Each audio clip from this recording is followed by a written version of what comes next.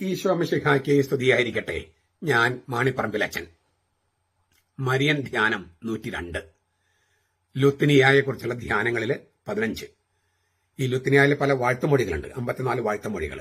അതിൽ 12ാമത്തെ മലയാളത്തില് കളങ്കമറ്റ കന്യകയായ മാതാവ്. കളങ്കമറ്റ കന്യകയായ മാതാവ്. ഇംഗ്ലീഷില് മദർ അൺഡിഫൈൽഡ് എന്നേ ഉള്ളൂ. അതായത് കളങ്കമില്ലാത്ത മാതാവ്. കളങ്കമില്ലാത്ത മാതാവ്. ഈ ലത്തീനില് മാത്തർ ഇൻഡെമെറാത്ത എന്നാണ്. മാത്തർ ഇൻഡെമെറാത്ത, മദർ അൺഡിഫൈൽഡ്, കളങ്കമില്ലാത്ത മാതാവ്. മലയാളത്തില് കളങ്കമറ്റ കന്യകയായ മാതാവ് എന്നുണ്ട്. ഈ മലയാളത്തിൽ പറയുകയാണെങ്കിൽ നമ്മൾ ഇന്നലെയും മിനിഞ്ഞാന്നും പറഞ്ഞതിന്റെ തുടർച്ചയാണ്. അതായത് അത്യന്തം വിരക്തിയായ മാതാവ്, അതേക്കുറിച്ച് നമ്മൾ വിശദമായിട്ട് കണ്ടതാണ്. കന്യാത്വത്തിന് ഭംഗം വരാത്ത മാതാവ്, അതിന്റെ തുടർച്ചയാണ്. ഈ കളങ്കമറ്റ മാതാവ് എന്നതിന് അമലോത്ഭവ മാതാവ് എന്നർത്ഥം വരാം. അമലോത്ഭവത്തെക്കുറിച്ച് നമ്മൾ പല പ്രാവശ്യം കണ്ടതാണ്. അപ്പൊ നമ്മൾ ഇന്നലത്തെയും മിനിഞ്ഞാന്നത്തെയും ധ്യാനത്തിന് തുടർച്ചയായിട്ട് ഒരു കാര്യം കൂടി പറയാൻ ആഗ്രഹിക്കുക.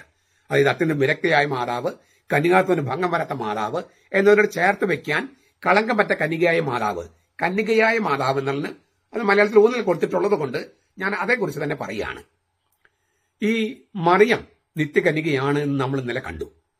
അങ്ങനെയെങ്കിൽ ആരാണ് ബൈബിൾ പറയുന്ന യേശുവിന്റെ സഹോദരന്മാരും സഹോദരിമാരും? ആരാണ് യേശുവിന്റെ സഹോദരന്മാരും സഹോദരിമാരും? മറിയത്തിന്റെ മക്കളാണ്. അതായത് യേശു ജനിച്ചു കഴിഞ്ഞ് മറിയം പിന്നെയും ജോസഫുമായി ലൈംഗിക ബന്ധത്തിൽ ഏർപ്പെട്ടോ, ആ ബന്ധത്തിൽ മക്കളുണ്ടായോ, ആ മക്കളാണോ യേശുവിന്റെ സഹോദരന്മാരും സഹോദരിമാരും? ഇതാണ് നമ്മുടെ ചോദ്യം. ഈ സാധാരണഗതിയിൽ 2 വചനങ്ങൾ അല്ലെങ്കിൽ 3 വചനങ്ങൾ വെച്ചിട്ടാണ് മറിയത്തിന് വേറെ മക്കളുണ്ടായിരുന്നു, യേശുവിനെ കൂടാതെ മക്കളുണ്ടായിരുന്നു എന്ന് വാദിക്കുന്നത്. ഒന്ന്, പുത്രനെ പ്രസവിക്കുന്നത് വരെ ജോസഫ് മറിയത്തെ അറിഞ്ഞില്ല എന്ന വചനം, മത്തായി 1:25. അതേക്കുറിച്ച് വിശദമായിട്ട് നമ്മൾ മിനിഞ്ഞാന്ന് കണ്ടു കഴിഞ്ഞു. ആ തിരുവചനത്തിലെ വരെ എന്ന വാക്കിന് അതിനുശേഷം ഒരു ബന്ധപ്പെട്ടെന്ന് അർത്ഥമില്ലെന്നും വിശദമായിട്ട് നമ്മൾ കണ്ടതാണ്. അപ്പൊ ആ മിനിഞ്ഞാന്നത്തെ ധ്യാനം നിങ്ങൾ കേൾക്കുക. രണ്ടാമത് ഉപയോഗിക്കുന്ന വചനം മർക്കോസ് 6:3 യാക്കോബ്, യോസെ, യൂദാസ്, ശെമിയോൻ എന്നിവരുടെ സഹോദരനല്ലേ യേശു? ഇവന്റെ സഹോദരന്മാരും നമ്മുടെ കൂടെ ഇല്ലേ? ഈ വചനം തന്നെ മത്തായിൽ കിടക്കുന്നത് 13ാമത്തെ അധ്യായത്തിൽ കിടക്കുന്നത് യാക്കോബ് യോസെ എന്നതിന് പകരം യോസഫ് എന്നാണ്. യോസെ, ജോസ്, യോസഫ് എന്നതിന്റെ ഷോർട്ട് ഫോം ആണ് യോസെ. അപ്പോ 4 പേരുടെ പേര് സഹിതം പറഞ്ഞിട്ടില്ലേ എന്നാണ് ചോദിക്കുന്നത്. യേശുവിന്റെ സഹോദരന്മാരുടെ പേര് ശെമിയോൻ, യോസെ, യൂദാസ്, ശെമിയോൻ, 4 പേര് പേര് പറഞ്ഞിട്ടുണ്ട്. സഹോദരന്മാരുടെ പേര് പറഞ്ഞിട്ടില്ലെങ്കിലും സഹോദരന്മാരുണ്ടെന്ന് പറഞ്ഞിട്ടുണ്ട്. അപ്പൊ അത് മറിയത്തിന്റെ മക്കൾ തന്നെയാണെന്നാണ് ചിലർ വാദിക്കുന്നത്. ഈ വചനത്തോട് കൂട്ടിവെക്കുന്ന മറ്റൊരു വചനമാണ് മറിയത്തിന്റെ ആദിജാതൻ. ലൂക്കാസ് 2:7 മറിയത്തിന്റെ ആദിജാതൻ. ആദിജാതൻ എന്ന് പറഞ്ഞാൽ പിന്നെ മറ്റു ജാതന്മാരുണ്ടാകണം എന്നുള്ളതാണ് അതിന്റെ ഒരു ന്യായമായിട്ട് ഇവർ പറയുന്നത്. ഇതിനൊത്ത് ഒന്നും തന്നെ ബൈബിൾ അറിയാത്തവർക്ക് അതൊക്കെ ചിലപ്പോൾ ശരിയാൻ തോന്നും. ബൈബിൾ അറിയുന്നവർക്ക് ഇവർ പറഞ്ഞത് ഭയങ്കര മണ്ടത്തരമാണെന്ന് മനസ്സിലാകും. അത് മനസ്സിലാക്കാൻ ഞാൻ ഈ സഹോദരൻ എന്ന വാക്കിന്റെ അർത്ഥം, യേശുവിന്റെ സഹോദരന്മാർ ആരാണെന്നും പറയാം, സഹോദരൻ എന്ന വാക്കിന്റെ അർത്ഥം നമുക്ക് നോക്കാം. ആദിജാതൻ എന്നതിന്റെ അർത്ഥം നമ്മൾ ഇപ്പൊ ചർച്ച ചെയ്യുന്നില്ല. കാരണം അതിന് വേറൊരു അർത്ഥമുണ്ട്. ആദിജാതൻ എന്ന് പലരെയും വിളിക്കുന്നുണ്ട്, പലരെയും പല അർത്ഥത്തിൽ വിളിക്കുന്നുണ്ട്. അപ്പോ ഈ ഗർഭത്തിൽ നിന്ന് ആദ്യം പുറത്തു വന്നവനെ മാത്രമല്ല ആദിജാതൻ എന്ന് ബൈബിൾ വിളിക്കണേ. ഈ രോഗത്തെ മരണത്തിന്റെ ആദിജാതൻ എന്നാണ് ബൈബിൾ വിളിക്കണേ. രോഗത്തെ, എനിക്കൊന്ന് ഈ ജോബിന്റെ പുസ്തകം, രോഗത്തെ മരണത്തിന്റെ ആദിജാതൻ. അപ്പൊ മരണത്തിന്റെ രണ്ടാമത്തെ ജാതൻ ആരാ? രണ്ടാമത്തെ ജാതൻ ഇല്ല. ആദിജാതൻ രോഗം വന്നാൽ മരിക്കുന്ന അർത്ഥം. അതായത് മരണത്തിലേക്ക് നയിക്കുന്ന സംഗതി, അതിനെയാണ് രോഗം എന്ന് പറയണേ. അപ്പൊ ഇങ്ങനെ ആദിജാതൻ എന്നതിന് ഏറ്റവും മുന്തിയത്, ഏറ്റവും മോശം എന്നൊക്കെ അർത്ഥമുണ്ട്. അല്ലാതെ അമ്മയുടെ ഗർഭത്തിൽ നിന്ന് ആദ്യം വന്നവൻ എന്ന അർത്ഥം മാത്രമല്ല ബൈബിളിലുള്ളത്. അത് വളരെ വിശദമായി ചർച്ച ചെയ്യേണ്ട കാര്യമുള്ളതുകൊണ്ട് നമുക്ക് വേറൊരു സമയത്ത് നമുക്ക് ചർച്ച ചെയ്യാം. ഇപ്പൊ നമുക്ക് ഈ യേശുവിന്റെ സഹോദരന്മാരും സഹോദരിമാരും ആരാണ് നമുക്ക് ചർച്ച ചെയ്യാം. ഗ്രീക്കില് സഹോദരൻ എന്നുള്ള വാക്കെന്താണ്? അഡെൽഫോസ്. ഡെൽഫോസ് എന്ന വാക്കിന് എന്താർത്ഥം? ഗർഭപാത്രം. അഡെൽഫോസ് എന്ന് പറഞ്ഞാല്, ഡെൽഫിസ് എന്ന് പറഞ്ഞാൽ ഗർഭപാത്രം. അഡൽഫോസ് അല്ലെങ്കിൽ അഡൽഫായി സഹോദരി, ഒരേ ഗർഭപാത്രത്തിൽ നിന്നുള്ളവർ എന്നാണ് അർത്ഥം. അഡൽഫോസ് സഹോദരൻ, അഡൽഫോയ് സഹോദരന്മാർ, അഡൽഫായ് സഹോദരിമാർ. അപ്പോ ഡെൽഫിസ് എന്ന ഗർഭപാത്രം, ആ ഡെൽഫോയ്, ആ ഡെൽഫായ് എന്ന് പറഞ്ഞാൽ ഒരേ ഗർഭപാത്രത്തിൽ നിന്നുള്ള സഹോദരന്മാരും സഹോദരിമാരും, ഒരേ ഗർഭപാത്രത്തിൽ നിന്നും പിറക്കുന്നവർ, രക്തബന്ധത്തിലുള്ള സഹോദരന്മാർ എന്ന് അതിനർത്ഥമുണ്ട്. അതാണ് പ്രഥമ സൂചന, ഒരേ ഗർഭപാത്രത്തിൽ നിന്ന് വന്നവർ. പക്ഷേ ഈ ഗ്രീക്ക് വാക്ക് അർദ്ധ സഹോദരന്മാരെ സൂചിപ്പിക്കാൻ ഉപയോഗിച്ചിട്ടുണ്ട്. അർദ്ധ സഹോദരൻ എന്ന് പറഞ്ഞാൽ അപ്പനൊന്ന് അമ്മ രണ്ട്, സ്റ്റെപ്പ് ബ്രദറില്ലേ, അർദ്ധ സഹോദരൻ, അതിന് ഉപയോഗിച്ചിട്ടുണ്ട്. മർക്കോസിന് ഉപയോഗിച്ചിട്ടുണ്ട്. മർക്കോസ് ഉപയോഗിച്ചിട്ട് 6:18 കാണാം. പീലിപ്പോസും ഹെറോദോസും, അപ്പൻ മഹാനായ ഹെറോദോസാണ്, പക്ഷെ അമ്മ വേറെയാ രണ്ടുപേരുടെയും. പക്ഷെ സഹോദരൻ എന്നാണ് പറയുന്നത്. ഈ സ്നാപയോഹനം പറയുന്നതാണ്, നിന്റെ സഹോദരന്റെ ഭാര്യയെ നീ സ്വന്തമാക്കരുത്. ആ സഹോദരൻ എന്ന് പറയുന്നത് ഒരേ ഗർഭപാത്രത്തിൽ നിന്ന് വന്നവരല്ല. ഫിലിപ്പിന്റെ അമ്മയല്ല, അന്ത്യപ്പാസിന്റെ അമ്മ. അപ്പനൊന്നാണ് മഹാനായ ഹെറോദോസ്, പക്ഷെ രണ്ടുപേരുടെ അമ്മമാരും വ്യത്യാസമുണ്ട്. കാരണം അവർക്ക് 10 ഭാര്യമാരുണ്ടായിരുന്നു, പല ഭാര്യമാരും ജനിച്ചവരാണ്. അപ്പോൾ സ്റ്റെപ്പ് ബ്രദറിനെയും ഈ വാക്ക് ഉപയോഗിച്ച് ചിഹ്നപ്പെടുത്തിയിട്ടുണ്ട്. ആലങ്കാരിക അർത്ഥത്തിൽ ഈ വാക്ക് ഉപയോഗിച്ചിട്ടുണ്ട്. യേശു തന്നെയും ആലങ്കാരിക അർത്ഥത്തിൽ ഉപയോഗിച്ചിട്ടുണ്ട്. സ്വർഗസ്ഥനായ എന്റെ പിതാവിന്റെ ഇഷ്ടം നിറവേറ്റുന്നവരാണ് എന്റെ സഹോദരനും സഹോദരിയും എന്ന് പറഞ്ഞിട്ടില്ലേ? സ്വർഗസ്ഥനായ പിതാവിന്റെ ഇഷ്ടം നിറവേറ്റുന്നവര്, അത് ആലങ്കാരിക അർത്ഥത്തിലല്ലേ? എന്റെ സഹോദരൻ അഡൽഫോസ്, എന്റെ സഹോദരി അഡൽഫേ. കർത്താവ് തന്നെ ആലങ്കാരിക അർത്ഥത്തിൽ ഉപയോഗിച്ചിട്ടുണ്ട്. ഇസ്രായേലിലെ സഹോദരന്മാർ എന്നാണ് പത്രോസ് വിളിക്കുന്നത്. ഇസ്രായേലിലെ അഡൽഫോയ്. നടപടി 2:29, സ്ലീഹന്മാർ നടപടി 3:17 ഇസ്രായേലിലെ സഹോദരന്മാർ എന്നാണ് വിശുദ്ധ പത്രോസ് വിളിക്കണേ. ഇസ്രായേലിലെ എല്ലാവരും പത്രോസിന്റെ അമ്മയുടെ ഗർഭപാത്രത്തിൽ നിന്ന് വന്നവരാണോ? യഹൂദന്മാരെ എസ്തഫാനോസ് സംബുദ്ധി ചെയ്യുന്നത് സഹോദരന്മാരും പിതാക്കന്മാരുമായി പുരുഷന്മാരെ എന്നാണ്. അഡൽഫോയ് സഹോദരന്മാരും എന്നാണ് വിളിക്കണേ. ഈ സ്തെഫാനോസിന്റെ അമ്മയുടെ ഗർഭപാത്രത്തിൽ നിന്ന് വന്നവരാണോ എല്ലാ ഈ ഇസ്രായേലിലെ പുരുഷന്മാര്, യഹൂദന്മാരുടെ പുരുഷന്മാര്? നടപടി 7:2 ഞാൻ പറയണേ. സിനഗോഗിലെ പ്രമാണികള് പൗലോസിനെയും മറ്റും വിളിച്ചത് സഹോദരന്മാർ എന്നാണ്. നടപടി 13:15, സ്ലീഹന്മാർ നടപടി 13:15. അഡൽഫോയ് ഈ സിനഗോഗിലെ പ്രമാണിയുടെ അമ്മയുടെ ഗർഭപാത്രത്തിൽ നിന്ന് വന്നതാണോ പൗലോസും മറ്റും? പൗലോസ് ഇസ്രായേൽക്കാരെ വിളിച്ചതും സഹോദരന്മാർ എന്ന് തന്നെയാണ്. സ്ലീഹന്മാർ നടപടി 13:26, 37-38 വാക്യങ്ങൾ 37-38. ഇങ്ങനെ രക്തബന്ധത്തിലല്ലാത്തവരെ, ആധ്യാത്മികമോ ദേശരാഷ്ട്രമോ ആയ ബന്ധത്തിലുള്ളവരെ അഡൽഫോ എന്ന് വിളിക്കുന്ന രംഗങ്ങൾ ധാരാളമുണ്ട്. സ്ലീഹന്മാർ നടപടി 22:1, 23:1, 23:5, 23:6, 28:17. നമ്മൾ എല്ലാ ഇന്ത്യക്കാരും എന്റെ സഹോദരന്മാരാന്ന് പറയില്ലേ? അതേ അർത്ഥത്തിലാണ് ഇവിടേക്ക് ഉപയോഗിച്ചിരിക്കുന്നത്. ഒരേ ദേശരാഷ്ട്രത്തിലെ ആളുകളെ. ക്രിസ്തീയ സഹോദരന്മാർ എന്ന് നടിച്ച യഹൂദവാദികളെ പൗലോസ് വ്യാജ സഹോദരന്മാർ എന്ന് വിളിക്കുന്നു. ഗലാത്യയിൽ 2:4. ആദിമസഭയിൽ ക്രിസ്തുവിന്റെ ശിഷ്യന്മാർ പരസ്പരം സഹോദരന്മാർ എന്നാണ് വിളിച്ചിരുന്നത്. വിജാതരുടെ വീക്ഷണകോണിലൂടെ നോക്കുമ്പോൾ അവരെ വിളിച്ചത് വാക്കാണ് ക്രിസ്ത്യാനികള്. അവര് പരസ്പരം വിളിച്ചിരുന്നത് സഹോദരന്മാർന്നാണ്. ക്രിസ്ത്യാനികൾ എന്ന് വിളിക്കുന്നത് വിജാതിരുടെ വീക്ഷണകോണിൽ നിന്നാണ്. ക്രിസ്ത്യാനികളെ പരസ്പരം വിളിച്ചിരുന്നത് സഹോദരന്മാർന്നാണ്. നടപടി 11:26, 26-28, 1 പത്രോസ് 4:16. അതിനാൽ അഡൽഫോയ് സഹോദരന്മാർ എന്ന വാക്കിനോ അഡൽഫായ് സഹോദരിമാർ എന്ന വാക്കിനോ കൂടപ്പിറപ്പ് സിബ്ലിംഗ് എന്ന് മാത്രമല്ല അർത്ഥം. അവിശ്വാസിയായ സ്ത്രീയുടെ ഭർത്താവിനെ അവളുടെ സഹോദരൻ എന്ന് പൗലോസ് വിളിക്കുന്നുണ്ട്. അവിശ്വാസിയായ സ്ത്രീയുടെ ഭർത്താവിനെ അവളുടെ സഹോദരൻ അഡൽഫോസ് വിളിക്കുന്ന പൗലോസ്. 1 കൊരിന്ത്യർ 7:14. അവളുടെ സ്വന്തം നേരാങ്ങളിയെ അവൾ കല്യാണം കഴിച്ചത് കൊണ്ടാണോ? അത് അല്ല. സഹോദര വിശ്വാസി എന്ന നിലയിലാണ്. പക്ഷെ അവൻ അവിശ്വാസിയായിട്ട് ജീവിക്കുന്നു. സ്വന്തം നാട്ടുകാരെ സൂചിപ്പിക്കാനും അഡൽഫോയ് എന്ന വാക്ക് ഉപയോഗിച്ചിട്ടുണ്ട്. അതിനാൽ സഹോദരന്മാരും സഹോദരിമാരും എന്ന വാക്ക് ഉപയോഗിച്ചത് കൊണ്ടോ അവരുടെ പേരുകൾ നൽകിയത് കൊണ്ടോ അവർ യേശുവിന്റെ കൂടപ്പിറപ്പുകളാണെന്ന്, അതായത് ജോസഫിന്റെയും മറിയത്തിന്റെയും മക്കളാണെന്ന് അർത്ഥമില്ല. മാത്രമല്ല, കസിൻ എന്നതിന് ഗ്രീക്കിൽ വാക്കുണ്ട്. അനപ്സിയോസ് എന്നാണ് വാക്ക്. അനപ്സിയോസ് ഗ്രീക്കില്. പക്ഷേ യേശു സംസാരിച്ച ഭാഷയായ അരാമ്യ ഭാഷയില് കസിൻ എന്നതിന് വാക്കില്ല. കസിനെ ഒക്കെ സഹോദരൻ എന്നാണ് വിളിക്കുന്നത്, സഹോദരി എന്നാണ് വിളിച്ചിരുന്നത്. യേശു സംസാരിച്ച അരാമ്യ ഭാഷയിൽ കസിൻ എന്നതിന് വാക്കില്ല. ഫസ്റ്റ് കസിൻ, സെക്കൻഡ് കസിൻ വാക്കില്ല. ഗ്രീക്കിലുണ്ട്, പക്ഷെ അരാമ്യ ഭാഷയിലില്ല. അപ്പൊ ഈ അരാമ്യ ഭാഷയുടെ പശ്ചാത്തലത്തിൽ എഴുതപ്പെട്ട ബൈബിളില് അതുകൊണ്ട് ഹെബ്രായ പാരമ്പര്യം അനുസരിച്ച് കസിൻസിനെ ഒക്കെ സഹോദരൻ അല്ലെങ്കിൽ സഹോദരി എന്നാണ് വിളിച്ചിരുന്നത്. സ്വാഭാവികമായിട്ടും ചോദിക്കാം, അപ്പൊ ആരാണ് യേശുവിന്റെ സഹോദരന്മാരും സഹോദരിമാരും? സഭാചരിത്രത്തിൽ 3 വ്യാഖ്യാനങ്ങളാണ് ഇതുവരെ നൽകപ്പെട്ടിട്ടുള്ളത്. ഒന്ന് ഹെൽവീദിയൂസ് എന്ന് പറഞ്ഞ ആളുടെ വ്യാഖ്യാനമാണ്. 4-ാം നൂറ്റാണ്ടിലാണ് ഹെൽവിദിയോസ്. യേശുവിന്റെ അമ്മയായ മറിയത്തിന്റെ നിത്യകന്യകാത്വത്തെ ശക്തമായി എതിർത്ത ഒരാളാണ് ഹെൽവിദിയോസ്. ക്രിസ്തുവർഷം 383 മുമ്പാണ് അയാൾ ഒരു ഗ്രന്ഥം എഴുതിയത്. മറിയത്തിന്റെയും യോസഫിന്റെയും സ്വന്തം മക്കളാണ് യേശുവിന്റെ സഹോദരന്മാരും സഹോദരിമാരും എന്ന് അദ്ദേഹം എഴുതി. ഈ നിലപാടിനെതിരെയാണ് വിശുദ്ധ ജെറോം ഭാഗ്യപ്പെട്ട മറിയത്തിന്റെ നിത്യകന്യകാത്വം എന്ന രചന എഴുതിയത്. ഭാഗ്യപ്പെട്ട മറിയത്തിന്റെ നിത്യകന്യകാത്വം അത് ഹെൽവീദിസിനെതിരെ എഴുതിയതാണ്. ഈ ഹെൽവീദിസിന്റെ കാലം കഴിഞ്ഞതോടെ ഹെൽവീദിസിന്റെ വ്യാഖ്യാനവും കാലഹരണപ്പെട്ടു. അതായത് ആരും അത് വിശ്വസിച്ചില്ല. ഹെൽവീദിസ് അങ്ങനെ ഗ്രന്ഥമൊക്കെ എഴുതിയെങ്കിലും ആരും വിശ്വസിച്ചില്ല. അങ്ങോട്ട് മരിച്ചതോടെ ആ പുസ്തകം പോയി, വ്യാഖ്യാനം പോയി. അത് പിന്നെ വീണ്ടും കുത്തിപ്പൊക്കിയത് കത്തോലിക്ക സഭയിൽ നിന്ന് വിട്ടുപോയവരാണ്. അല്ലാതെ ആരും കുത്തിപ്പൊക്കിയിട്ടില്ല. വിട്ടുപോയവരിൽ പോലും കുറെ പേര് ഇപ്പോഴും വിശ്വസിക്കുന്ന നിത്യകന്യാത്വം ഉണ്ടെന്ന് തന്നെയാണ് മറിയ തന്നെ. രണ്ടാമത്തെ ഒരു വ്യാഖ്യാനം എപ്പിഫാനിയസിന്റെയാണ്, സലാമസിലെ എപ്പിഫാനിയസ്. ഈ 2-ാം നൂറ്റാണ്ടിൽ എഴുതപ്പെട്ട ഒരു അപ്രാമാണിക രചനയാണ് യാക്കോബിന്റെ ആദ്യ സുവിശേഷം. രഹസ്യ സുവിശേഷങ്ങളുടെ പേരിൽ ഞാൻ ബിബിളിയിൽ നിന്ന് കുറെ പുസ്തകങ്ങൾ ഇറക്കിയിട്ടുണ്ട്, അപ്രാമാണിക സുവിശേഷങ്ങൾ. അതിലൊന്നാണ് യാക്കോബിന്റെ ആദ്യ സുവിശേഷം. അത് ക്രിസ്തുവർഷം 150 എഴുതപ്പെട്ടതാ. മറിയത്തിന്റെ മാതാപിതാക്കൾ ആരാ?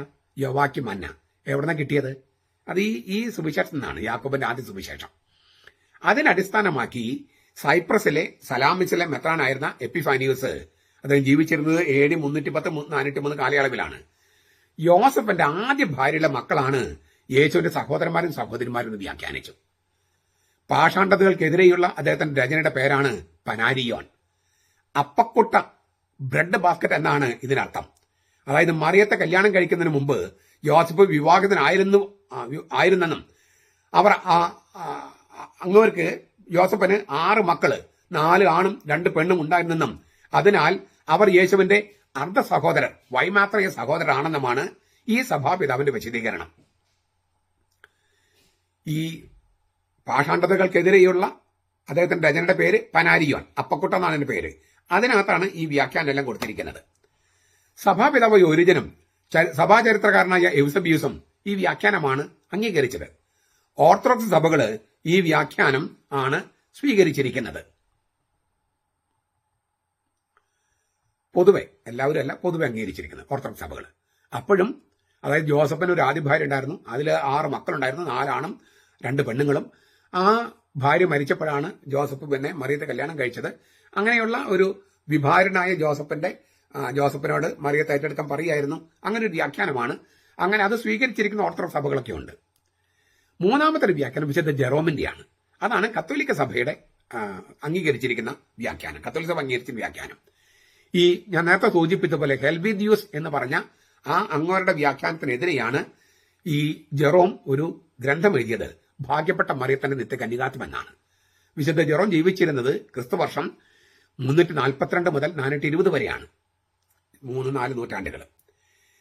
ഈ ഭാഗ്യപ്പെട്ട മറിയത്തിന്റെ നിത്യകന്യകാത്വം എന്ന രചനയില് വിശുദ്ധ ജെറോം സമർത്ഥിക്കുന്നത് യേശുവിന്റെ കസിൻസ് ആണ് അവന്റെ സഹോദരന്മാർ എന്നാണ്. യേശുവിന്റെ കസിൻസ്, സഹോദരന്മാരും സഹോദരിമാരും യേശുവിന്റെ കസിൻസ് ആണ്. അതിന് അദ്ദേഹം പറയുന്നത് 2 തിരുവചനങ്ങളാണ്. 2 തിരുവചനങ്ങൾ. ഒന്ന് മത്തായി 27:1. അവരിൽ മഗ്ദലന മറിയവും യാക്കോബിന്റെയും യോസയുടെയും അമ്മയായി മറിയവും സെബദി പുത്രന്മാരുടെ അമ്മയും ഉണ്ടായിരുന്നു. മത്തായി 27:1. അതായത് യേശുവിന്റെ പീഡാനുഭവങ്ങൾ ഇല്ലേ, അത് വർണ്ണിക്കുന്ന ഭാഗമാണ് പറയണേ. 27:1. അവരിൽ മഗ്ദലന മറിയവും യാക്കോബിനും യോസയുടെ അമ്മയായി മറിയവും സെബദി പുത്രന്മാരുടെ അമ്മയും ഉണ്ടായിരുന്നു. മത്തായി 27:1 27 ശവസംസ്കാരം 51 ആയിരിക്കണം, 51 ആയിരിക്കണം. 27:1 27 അദ്ദേഹത്തിന്റെ അവസാനത്തിൽ വരണം. ഞാൻ ആ വാചകം ഇതിൽ ചെറിയ തെറ്റുണ്ട്. അപ്പോൾ അവരിൽ മഗ്ദലന മറിയവും യാക്കോബിന്റെയും യോസയുടെയും അമ്മയായ മറിയവും സെബദി പുത്രന്മാരുടെ അമ്മയും ഉണ്ടായിരുന്നു. മത്തായി 27. എന്റെ കയ്യിൽ ഇപ്പോൾ ബൈബിൾ ഇല്ല. ആ 27 ഈ വചനം നിങ്ങൾ അവിടെ കാണും. 27ാമത്തെ അധ്യായം അതിന്റെ അവസാന ഭാഗത്തായിട്ട്. എന്നിട്ട് 27ാമത്തെ അധ്യായത്തിൽ ഇങ്ങനെ പറഞ്ഞിട്ട് 28:1 ഇവർ ആഴ്ചവട്ടത്തിന് 1-ാം ദിവസം യേശുവിന്റെ കബറിടത്തിലേക്ക് പോകുമ്പോൾ മത്തായി കുറിക്കുകയാണ്, മഗ്ദലന മറിയവും മറ്റേ മറിയവും കബറിടം കാണാൻ ചെന്നു. മഗ്ദലന മറിയവും മറ്റേ മറിയവും. തൊട്ടു മുമ്പ് എന്താ പറഞ്ഞത്? മഗ്ദലന മറിയവും യാക്കോബിന്റെയും യോസയുടെയും അമ്മയായ മറിയവും. മഗ്ദലന മറിയവും യാക്കോബിനെയും യോസയുടെ അമ്മയായി മറിയുമെന്ന് പറഞ്ഞിട്ട് ഇച്ചിരി കഴിഞ്ഞിട്ട് പറയാണ് മഗ്ദലന മറിയവും മറ്റേ മറിയവും കബറിടം കാണാൻ ചെന്നു. ചുരുക്കത്തില് ഈ മറ്റേ മറിയം എന്ന് വിശേഷിപ്പിക്കപ്പെട്ടിരുന്ന ആളാണ് യാക്കോബിന്റെയും യോസഫിന്റെയും അമ്മയായി മറിയം. ഇത് മത്തായി തന്നെ സൂചിപ്പിച്ചിട്ടുണ്ട്. ഈ മറിയത്തിന്റെ ഭർത്താവായിരുന്ന ക്ലോപ്പാസ്, യോഹന്നാൻ സുവിശേഷം 19:25 എന്നൊരു വ്യാഖ്യാനമുണ്ട്. ഈ ക്ലോപ്പാസ് കന്യകാമറിയത്തിന്റെ ഭർത്താവായി യോസഫിന്റെ സഹോദരനായിരുന്നുവെന്ന് ചില വേദപണ്ഡിതന്മാര് വ്യാഖ്യാനിക്കുന്നുണ്ട്. ചുരുക്കത്തില് മത്തായിയുടെ സുവിശേഷം 27 28 അധ്യായങ്ങളുടെ വെളിച്ചത്തിൽ വിശുദ്ധ ജെറോം പറഞ്ഞത് ഈ മറ്റേ മറിയം എന്നറിയപ്പെട്ടിരുന്ന മറിയമാണ് യാക്കോബിന്റെയും യോസയുടെയും, യോസ എന്ന് പറഞ്ഞ ജോസഫ്, അതായത് യേശുവിന്റെ സഹോദരന്മാർ എന്നറിയപ്പെട്ട രണ്ടുപേരുടെ അമ്മ, യാക്കോബിന്റെയും യോസഫിന്റെയും അമ്മ, യോസയുടെയും അമ്മ മറ്റേ മറിയം എന്നായിട്ട് അറിയപ്പെടുന്ന ആ മറിയമാണ്. ഇത് ബൈബിളിൽ സൂചനയുണ്ട്. ഇതാണ് ജെറോം എടുത്ത വ്യാഖ്യാനം. ചുരുക്കത്തില് യേശുവിന്റെ സഹോദരന്മാർ എന്നറിയപ്പെട്ടിരുന്നത് യേശുവിന്റെ കസിൻസ് ആണ്. യേശുവിന്റെ കസിൻസ്. മറിയത്തിന് യേശുവിനെ കൂടാതെ വേറെ മക്കൾ ഉണ്ടായിരുന്നു വിചാരിക്കാം. നിങ്ങൾ വിചാരിക്കുന്നുണ്ടോ കുരിശിന് താഴെ വെച്ചിട്ട് സെബദിയുടെ മകനായ യോഹന്നാനെ ഈ തന്റെ അമ്മയുടെ ഉത്തരവാദിത്വം ഏൽപ്പിക്കുമെന്ന്? മറിയത്തിന് വേറെ മക്കളുണ്ടെങ്കിൽ ഒരിക്കലും ചെയ്യില്ല. പ്രത്യേകിച്ചും യഹൂദ സംസ്കൃതിയിൽ അത് ചെയ്യില്ല. അപ്പോൾ യേശുവിനെ കൂടാതെ മറിയത്തിന് വേറെ മക്കളുണ്ടായിരുന്നില്ല എന്ന കാര്യം ബൈബിളിൽ വളരെ വ്യക്തമാണ്. പിന്നെ സഹോദരന്മാർ എന്ന വാക്ക് കാണിച്ചിട്ട് ആളുകളെ തെറ്റിദ്ധരിപ്പിക്കാൻ കത്തോലിക്ക സഭ എതിർക്കുന്നവർക്ക് ഒരു ന്യായം പറയാം. കാരണം സാധാരണക്കാർക്ക് സഹോദരൻ എന്ന് പറഞ്ഞാൽ അഡൽഫോയ്, അഡൽഫോസ്, അഡൽഫേ ഇതൊക്കെ പറഞ്ഞാൽ മനസ്സിലാകില്ല. ഗ്രീക്കൊന്നും അവർക്കറിയില്ല. സഹോദരൻ എന്ന വാക്ക് കണ്ടു കഴിഞ്ഞാൽ ഉടനെ തന്നെ മറിയത്തിന്റെ മക്കളാണെന്ന് തെറ്റിദ്ധരിപ്പിക്കാനായിട്ട് ഒരു പക്ഷേ അറിവില്ലാത്തവരെ പറഞ്ഞു പറ്റിക്കാൻ ശ്രമിക്കുമെന്നല്ലാതെ ഒരിക്കൽ പോലും അത് സംഭവിക്കില്ല. കാരണം അങ്ങനെ എഴുതിയിട്ടില്ല. പിന്നെ ഈ സഭ പഠിപ്പിക്കുന്നത്, കത്തോലിക്ക സഭ പഠിപ്പിക്കുന്നത് അത് അതിനെന്തുമാത്രം തൂക്കം നമ്മൾ കൊടുക്കുന്നു എന്ന് വളരെ പ്രധാനപ്പെട്ടതാണ്. ഇപ്പൊ നമ്മളൊരു മാർക്സിസ്റ്റ് പാർട്ടിയിൽ പ്രവർത്തിക്കുമ്പോൾ അതിന്റെ പ്രത്യയശാസ്ത്രം നമ്മൾ സ്വീകരിക്കണം, അംഗീകരിക്കണം. കോൺഗ്രസ് പാർട്ടിയിലാകുമ്പോൾ അതിന്റെ പ്രത്യയശാസ്ത്രം അംഗീകരിക്കണം. BJPയിലാണെങ്കിൽ അതിന്റെ പ്രത്യയശാസ്ത്രം, അല്ലെങ്കിൽ പ്രവർത്തിക്കാൻ പറ്റില്ല. കത്തോലിക്ക സഭ അത് വളരെ ബിബ്ലിക്കലായിട്ട് വേദപുസ്തകത്തിൽ അടിസ്ഥാനം ഇട്ടിട്ടാണ് അതിന്റെ പ്രമാണങ്ങളൊക്കെ ഉണ്ടാക്കിയിരിക്കുന്നത്, വിശ്വാസത്വങ്ങളൊക്കെ ഉണ്ടാക്കിയിരിക്കുന്നത്. അതിന് വില കൊടുക്കുന്നവരാണ് കത്തോലിക്കര്. അതിൽ അഭിമാനം കൊള്ളുകയും വേണം. അതിനെ ആക്രമിക്കാൻ ആരെങ്കിലും വന്നാൽ അവരെ ചെറുത്ത് നിൽക്കാനുള്ള ചങ്കൂറ്റം കാണിക്കണം. അതിനുള്ള അറിവ് വേണം, ഭക്തി വേണം, സ്നേഹം വേണം, വിശ്വാസം വേണം. അപ്പോൾ ഈ ഹെബ്രായ പാരമ്പര്യത്തിൽ സഹോദരന്മാർ എന്ന് വിളിക്കുന്നത് ഉൽപ്പത്തി 13:8, 14:16, 29:15 കസിൻസിനെയാണ്. രക്തബന്ധത്തിലുള്ളവരും വിളിക്കും, കസിൻസിനും വിളിക്കും. യേശുവിന്റെ കാര്യത്തിൽ കസിൻസിനെയാണ് എന്ന കാര്യമാണ് നമുക്ക് തെളിയിക്കാൻ കഴിയുന്നത്. യേശുവിന് ഗർഭം ധരിക്കുമ്പോഴും പ്രസവിക്കുമ്പോഴും അതിനുശേഷവും മറിയം കന്യകയായിരുന്നെന്നാണ് കത്തോലിക്ക സഭ വിശ്വസിക്കുന്നതും പഠിപ്പിക്കുന്നതും. ലിറ്റർജിയിൽ അവളെ നിത്യകന്യക എന്ന് വിളിക്കുന്നു. കത്തോലിക്ക സഭയുടെ മതബോധനം 499. അതിനാൽ ദൈവത്തിന്റെ ഏകജാതനായ യേശു മറിയത്തിന്റെയും ഏകജാതനാണ്. അവനെ ദൈവത്തിന്റെ ആദിജാതൻ എന്ന് വിളിക്കുന്നത് പോലെ മറിയത്തിന്റെ ആദിജാതൻ എന്നും വിളിക്കുന്നു. ദൈവത്തിന്റെ ആദിജാതൻ എന്ന് വിളിക്കുന്നുണ്ട് യേശുവിനെ. അപ്പോ യേശുവിനെ കൂടാതെ ദൈവത്തിന് വേറെ മക്കളുണ്ടായിരുന്നു. കൊളോസസ് 1:15, 1:18, റോമ 8:29, ഹെബ്രായ ലേഖനം 1:5 അവിടെയെല്ലാം യേശുവിനെ ദൈവത്തിന്റെ ആദിജാതൻ എന്ന് വിളിക്കുന്നു. ദൈവത്തിന്റെ ആദിജാതൻ. അപ്പൊ ദൈവത്തിന്റെ ആദിജാതന് പിന്നെ വേറെ മക്കളുണ്ടായിരുന്നോ? അതുകൊണ്ടാണ് ആദിജാതൻ എന്ന് വിളിക്കണേ. അപ്പൊ യേശുവിനെ ദൈവത്തിന്റെ ആദിജാതൻ എന്ന് വിളിക്കുന്നത് പോലെ മറിയത്തിന്റെ ആദിജാതൻ എന്ന് വിളിക്കുന്നു. ലൂക്ക 2:7 ഞാൻ തുടക്കത്തിൽ പറഞ്ഞതാണ്. ചുരുക്കത്തിൽ യേശുവിനെ കൂടാതെ മറിയത്തിന് വേറെ മക്കളില്ല. അതിനാൽ അവളെ കളങ്കമറ്റ മാതാവ്, അത് അമലോത്ഭവത്തിലേക്ക് വിരൽ ചൂണ്ടുന്നു. കളങ്കമറ്റ കന്യകയായ മാതാവ്, അവൾ നിത്യകന്യകാത്മലേക്ക് അത് വിരൽ ചൂണ്ടുന്നു. ഞാൻ ഇന്നലെ പറഞ്ഞ ഒരു വചനം പറഞ്ഞുകൊണ്ട് ഞാൻ ഈ ധ്യാനം അവസാനിപ്പിക്കുക. ഞാൻ ഇന്നലെ എനിക്ക് ചെറിയ സംശയം വന്നായിരുന്നു ആരാണ് പറഞ്ഞതെന്ന്. വിശുദ്ധ ജെറോമാണോ അംബ്രോസ് ആണോ എന്നൊക്കെ. വിശുദ്ധ ജെറോമാണ് പറഞ്ഞത്. വിശുദ്ധ ജെറോം പറഞ്ഞു, തന്റെ ഗർഭത്തിൽ ദൈവം തന്നെയായി പുത്രനെ വഹിച്ച മറിയം ആ ഉദരത്തിൽ പാപിയായ മറ്റേതെങ്കിലും മനുഷ്യനെ ഗർഭം ധരിച്ചുവെന്ന് വിശ്വസിക്കാൻ കഴിയില്ല. അവൾ അങ്ങനെ ചെയ്തിട്ടുമില്ല എന്ന് ആവർത്തിക്കുക. വിശുദ്ധ ജെറോം പറയാണ്, തന്റെ ഗർഭത്തിൽ ദൈവം തന്നെയായി പുത്രനെ വഹിച്ച മറിയം ആ ഉദരത്തിൽ പാപിയായ മറ്റേതെങ്കിലും മനുഷ്യനെ ഗർഭം ധരിച്ചുവെന്ന് വിശ്വസിക്കാൻ കഴിയില്ല. അവൾ അങ്ങനെ ചെയ്തിട്ടുമില്ല. ഇതിനേക്കാൾ നല്ലൊരു വ്യാഖ്യാനം വേണ്ടതില്ല എന്ന് ഞാൻ വിചാരിക്കുന്നു. അതിനാൽ മറിയം കളങ്കമറ്റ മാതാവാണ്, കളങ്കമറ്റ കന്യകയായ മാതാവാണ് നമുക്ക് അഭിമാനം കൊള്ളാവുന്ന അമ്മയാണ്. കന്യകയും സ്ത്രീയും അമ്മയും ഒക്കെ എല്ലാം കൂടി ഒരാള്. അവള് സ്ത്രീയാണ്, അവള് കന്യകയാണ്, അവൾ അമ്മയാണ്. എത്രയോ എല്ലാം കൂടി. നമ്മുടെ സിസ്റ്റേഴ്സിനെ കന്യാസ്ത്രീ അമ്മ എന്നാ വിളിക്കുക. എനിക്ക് വളരെ ഇഷ്ടപ്പെട്ട വാക്കാണ് കന്യാസ്ത്രീ അമ്മ. കന്യക, സ്ത്രീ, അമ്മ, മൂന്നും കൂടി ഒന്നില്. അത് പരിശുദ്ധ കന്യകാമരത്ത്, അത് പരിശുദ്ധ കന്യകാമരത്തിന് അപ്ലൈ ചെയ്യുന്ന അതേ അർത്ഥത്തിൽ അല്ലെങ്കിൽ പോലും ഇല്ലേ, മറിയം ശരിക്കും അമ്മയായി യേശുവിനെ പ്രസവിച്ചു, ഗർഭം ധരിച്ച് പ്രസവിച്ചു. കന്യാസ്ത്രീമാർ അങ്ങനെ ഇല്ലെങ്കിൽ പോലും കന്യാസ്ത്രീ അമ്മ എന്ന് പറയുമ്പോൾ അതിനകത്ത് ഒരു വലിയൊരു ആഴമുണ്ട്. കന്യകയും സ്ത്രീയും അമ്മയുമായ പരിശുദ്ധ കന്യകാമറിയത്തെ കുറച്ച് ഒക്കെ അടുത്ത് അനുകരിക്കാനായിട്ട് ശ്രമിക്കുന്നവർ എന്നൊരർത്ഥമുണ്ട്.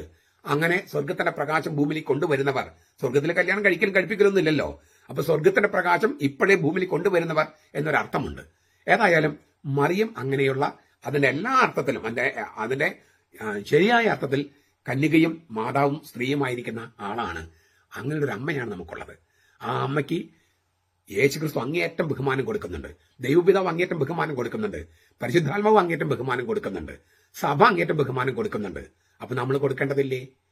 ഇപ്പൊ ഈ കഴിഞ്ഞ ദിവസങ്ങളിൽ കൊല്ലപ്പെട്ട, രക്തസാക്ഷിയായിട്ട് കൊല്ലപ്പെട്ട ചാർലി കിർക്ക് അദ്ദേഹം പറയാണ്, നമ്മൾ പ്രൊട്ടസ്റ്റന്റുകാര് മറിയത്തെ ആവശ്യത്തിന് ബഹുമാനിക്കുന്നില്ല, വെനറേറ്റ് ചെയ്യുന്നില്ല, അത് തെറ്റാണെന്ന് പറയുന്നുണ്ട്. അദ്ദേഹത്തിന്റെ പ്രബോധനങ്ങൾ കേട്ടാല് മറിയത്തോളം സ്നേഹം നമുക്ക് കൂടും. പ്രൊട്ടസ്റ്റന്റുകാരും ദൈവസഭക്കാരും പിന്നെ പെന്തക്കോസ്തുകാരും ബ്രദറൻ അസംബ്ലിക്കാരും പിന്നെ ക്രിസ്റ്റാഡൽഫിയൻസും ബോണഗൻ ക്രിസ്ത്യൻസും ഒക്കെ ഇതൊന്ന് കേട്ട് മറിയത്തിലേക്ക് തിരിച്ചു വരൂ. മറിയത്തെ നമുക്ക് അമ്മയായി നൽകിയിരിക്കുന്ന യേശുക്രിസ്തുവാണ്. ഞങ്ങളും ദൈവം എന്ന് വിശ്വസിക്കുന്ന യേശുക്രിസ്തു. ആ യേശുക്രിസ്തു വചനത്തിന് നിങ്ങൾ പ്രാധാന്യം കൊടുക്കുന്നെങ്കിൽ, പ്രസക്തി കൊടുക്കുന്നെങ്കിൽ, നിങ്ങൾ മറിയത്തെ അമ്മയായി സ്വീകരിക്കൂ. എന്നിട്ട് മറിയത്തിൽ ശരണം പ്രാപിക്കൂ. തീർച്ചയായിട്ടും അത് നമുക്ക് അനുഗ്രഹമായിട്ട് മാറും. നമ്മുടെ കർത്താവ് ഈശോ മിശിഹായുടെ കൃപയും പിതാവായ ദൈവത്തിന്റെ സ്നേഹവും പരിശുദ്ധാത്മാവിന്റെ സഹവാസവും നാം എല്ലാവരോടും കൂടി ഉണ്ടായിരിക്കട്ടെ, ഇപ്പോഴും എപ്പോഴും എന്നേക്കും. ആമേൻ. ഈശോ മിശിഹായ്ക്ക് സ്തുതിയായിരിക്കട്ടെ. ഞാൻ മാണിപ്പറമ്പിലച്ചൻ. എറണാകുളം കൽദായ സുറിയാനി രൂപതയാണെന്ന് വരാപ്പുഴ അതിരൂപതയുടെ രേഖ. എല്ലാ രേഖകളും, ചരിത്ര രേഖകളും വിമതർക്കും മുന്നേറ്റക്കാർക്കും എതിരാണ്. എല്ലാ സഭാരേഖകളും വിമതർക്കും മുന്നേറ്റക്കാർക്കും എതിരാണ്. ഇതേക്കുറിച്ച് ഞാൻ വിശദമായി പറയുന്നതിന് മുമ്പ് ഒന്ന് രണ്ട് പേര് എന്നോട് ചോദിച്ച ചില പരാതികൾ, ആ പരാതിക്ക് ഒരു മറുപടി പറയട്ടെ. അച്ഛന് പുതുതായിട്ടൊന്നും പറയാനില്ലേ? എല്ലാ ദിവസവും ഈ കുർബാന അവഹേളിച്ച കാര്യങ്ങൾ ആവർത്തിക്കുകയാണല്ലോ. എനിക്ക് രണ്ട് കാര്യങ്ങൾ ഈ ചോദ്യം ഉന്നയിച്ചവരുടെ പറയാനുണ്ട്. കഴിഞ്ഞ 2 ദിവസമായി ഞാൻ കുർബാന അവഹേളിച്ചതിനെ കുറിച്ച് പറഞ്ഞു. അതിനു മുമ്പ് ഒരിക്കലൊക്കെ 1-2 പ്രാവശ്യം പറഞ്ഞിട്ടുണ്ട്. പക്ഷേ ഈ ആഴ്ചയിൽ ഞാൻ ഇതിനു മുമ്പ് പറഞ്ഞ കാര്യങ്ങൾ നോക്കിയേ. ചരിത്ര രേഖകളാണ് ഞാൻ ഹാജരാക്കിയത്. പാറേക്കട്ടിൽ പിതാവ് എറണാകുളം അങ്കമാലി അതിരൂപത കൽദായ സുറിയാനി അതിരൂപതയാണെന്ന് അംഗീകരിച്ച രേഖയാണ് ഒന്ന്. പിന്നെ ലൂയിസ് പഴയപ്പറമ്പിൽ പിതാവിന് കൊടുത്ത മംഗളപത്രമാണ് മറ്റൊന്ന്. അഗസ്റ്റിൻ കണ്ടത്തിൽ പിതാവ് എറണാകുളം അങ്കമാലി അതിരൂപത എന്ന് പറയുന്നത് കൽദായ സുറിയാനി അതിരൂപതയാണെന്ന് അംഗീകരിക്കുന്നതാണ് മറ്റൊന്ന്. ഇതെല്ലാം ചരിത്ര രേഖകളാണ്. അതെല്ലാം കുർബാന അവഹേളിച്ചതിനെ കുറിച്ചായിരുന്നില്ല. പിന്നെ അപ്പം എല്ലാ ദിവസവും ഒരേ കാര്യമല്ല പറയുന്നത്. പിന്നെ ഒരേ സംഭവം ഞാൻ പറയുമ്പോഴും ആവർത്തിക്കല്ല. നിങ്ങൾ സൂക്ഷിച്ച് കേൾക്കുന്നവർക്ക് മനസ്സിലാകും അതിന്റെ വിവിധ ചക്രവാളങ്ങൾ, വിവിധ മാനങ്ങളാണ് ഞാൻ ഈ പറയണേ. ഒരേ സംഭവത്തെക്കുറിച്ച് ഒരേ കാര്യം തന്നെ പറഞ്ഞുകൊണ്ടിരിക്കുകയല്ല. അതിൽ വേറെ ചില പൊരുളുകളുണ്ട്, ധ്വനികളുണ്ട്. അത് വെളിച്ചത്ത് കൊണ്ടുവരികയാണ്. പ്രത്യേകിച്ചും ഇതേക്കുറിച്ച് ഇത് സ്ഥിരമായി കാണുന്നവർക്ക് കാര്യങ്ങൾ മനസ്സിലാകും.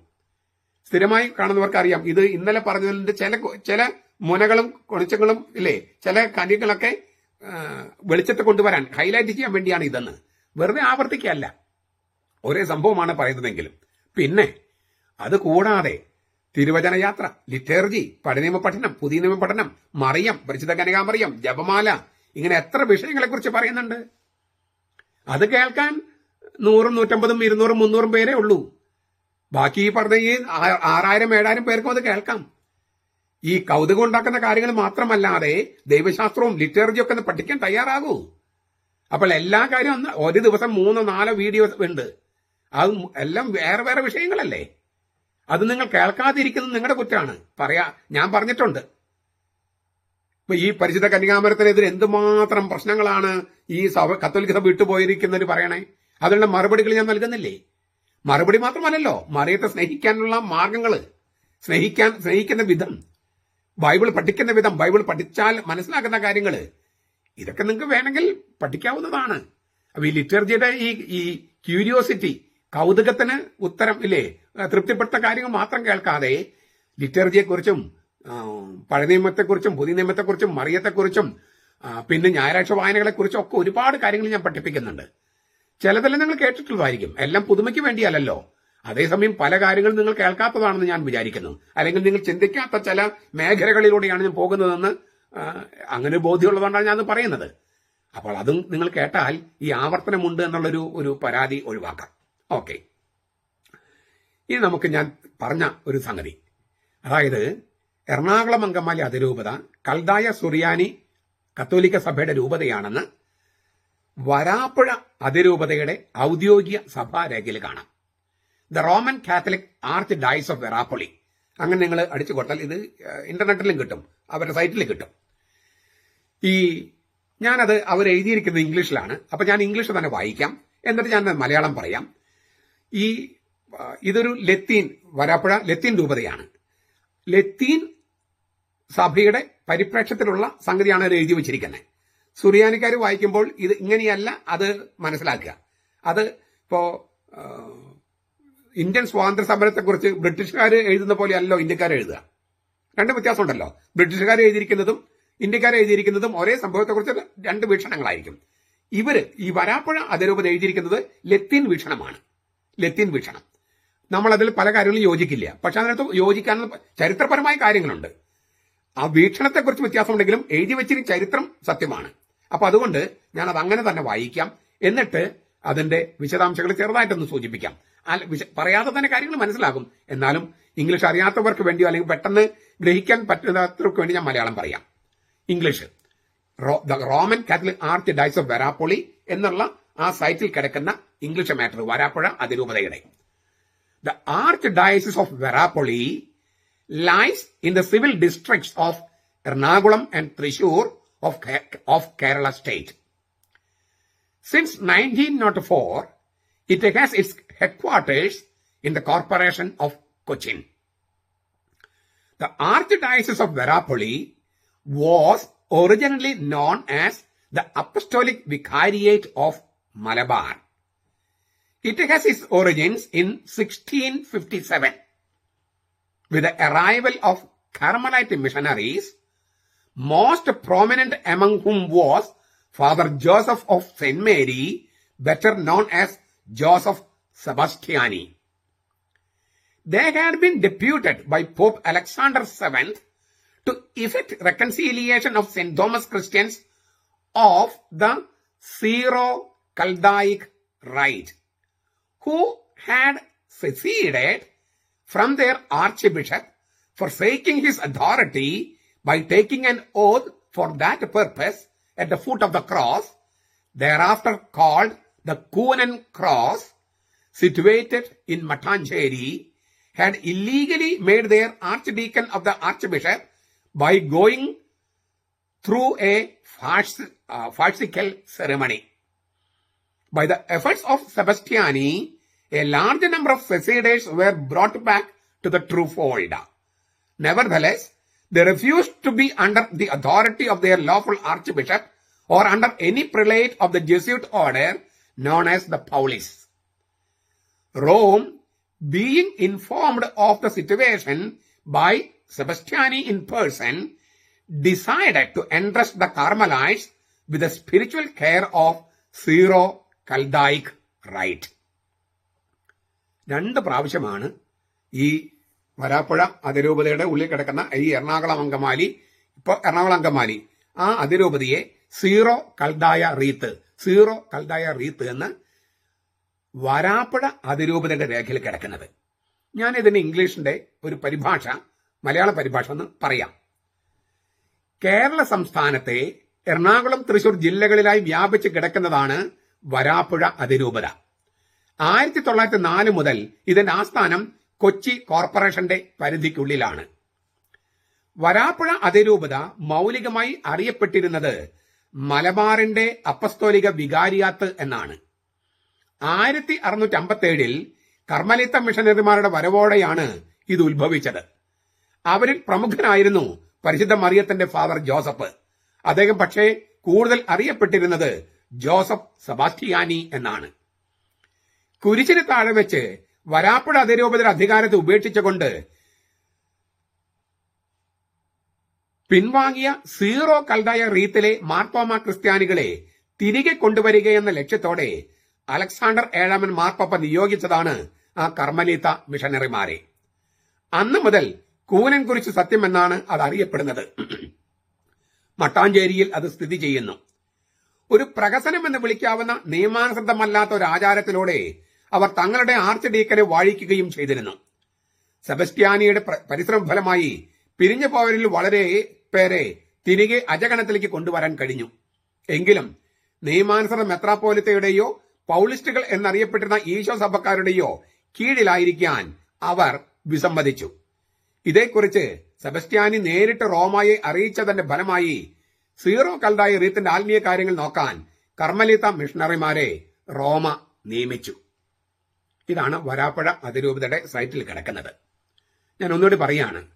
അതായത് 1657 ഈ വരാപ്പുഴ അതിരൂപത നിലവിൽ വരുന്നത്. 1657. 1653 4 കൊല്ലം മുമ്പാണ് കൂനൻകുരിശ് സത്യം. കൂനൻകുരിശ് സത്യത്തിൽ നമുക്കറിയാം. അതായത് നമ്മളെ സീറോ മലബാർ സഭയെ ലത്തീനീകരിക്കാനുള്ള ശ്രമത്തിന്റെ ഭാഗമായിട്ട് 1599 ഉദയംപേര് സൂനോദോസ് വിളിച്ചുകൂട്ടി.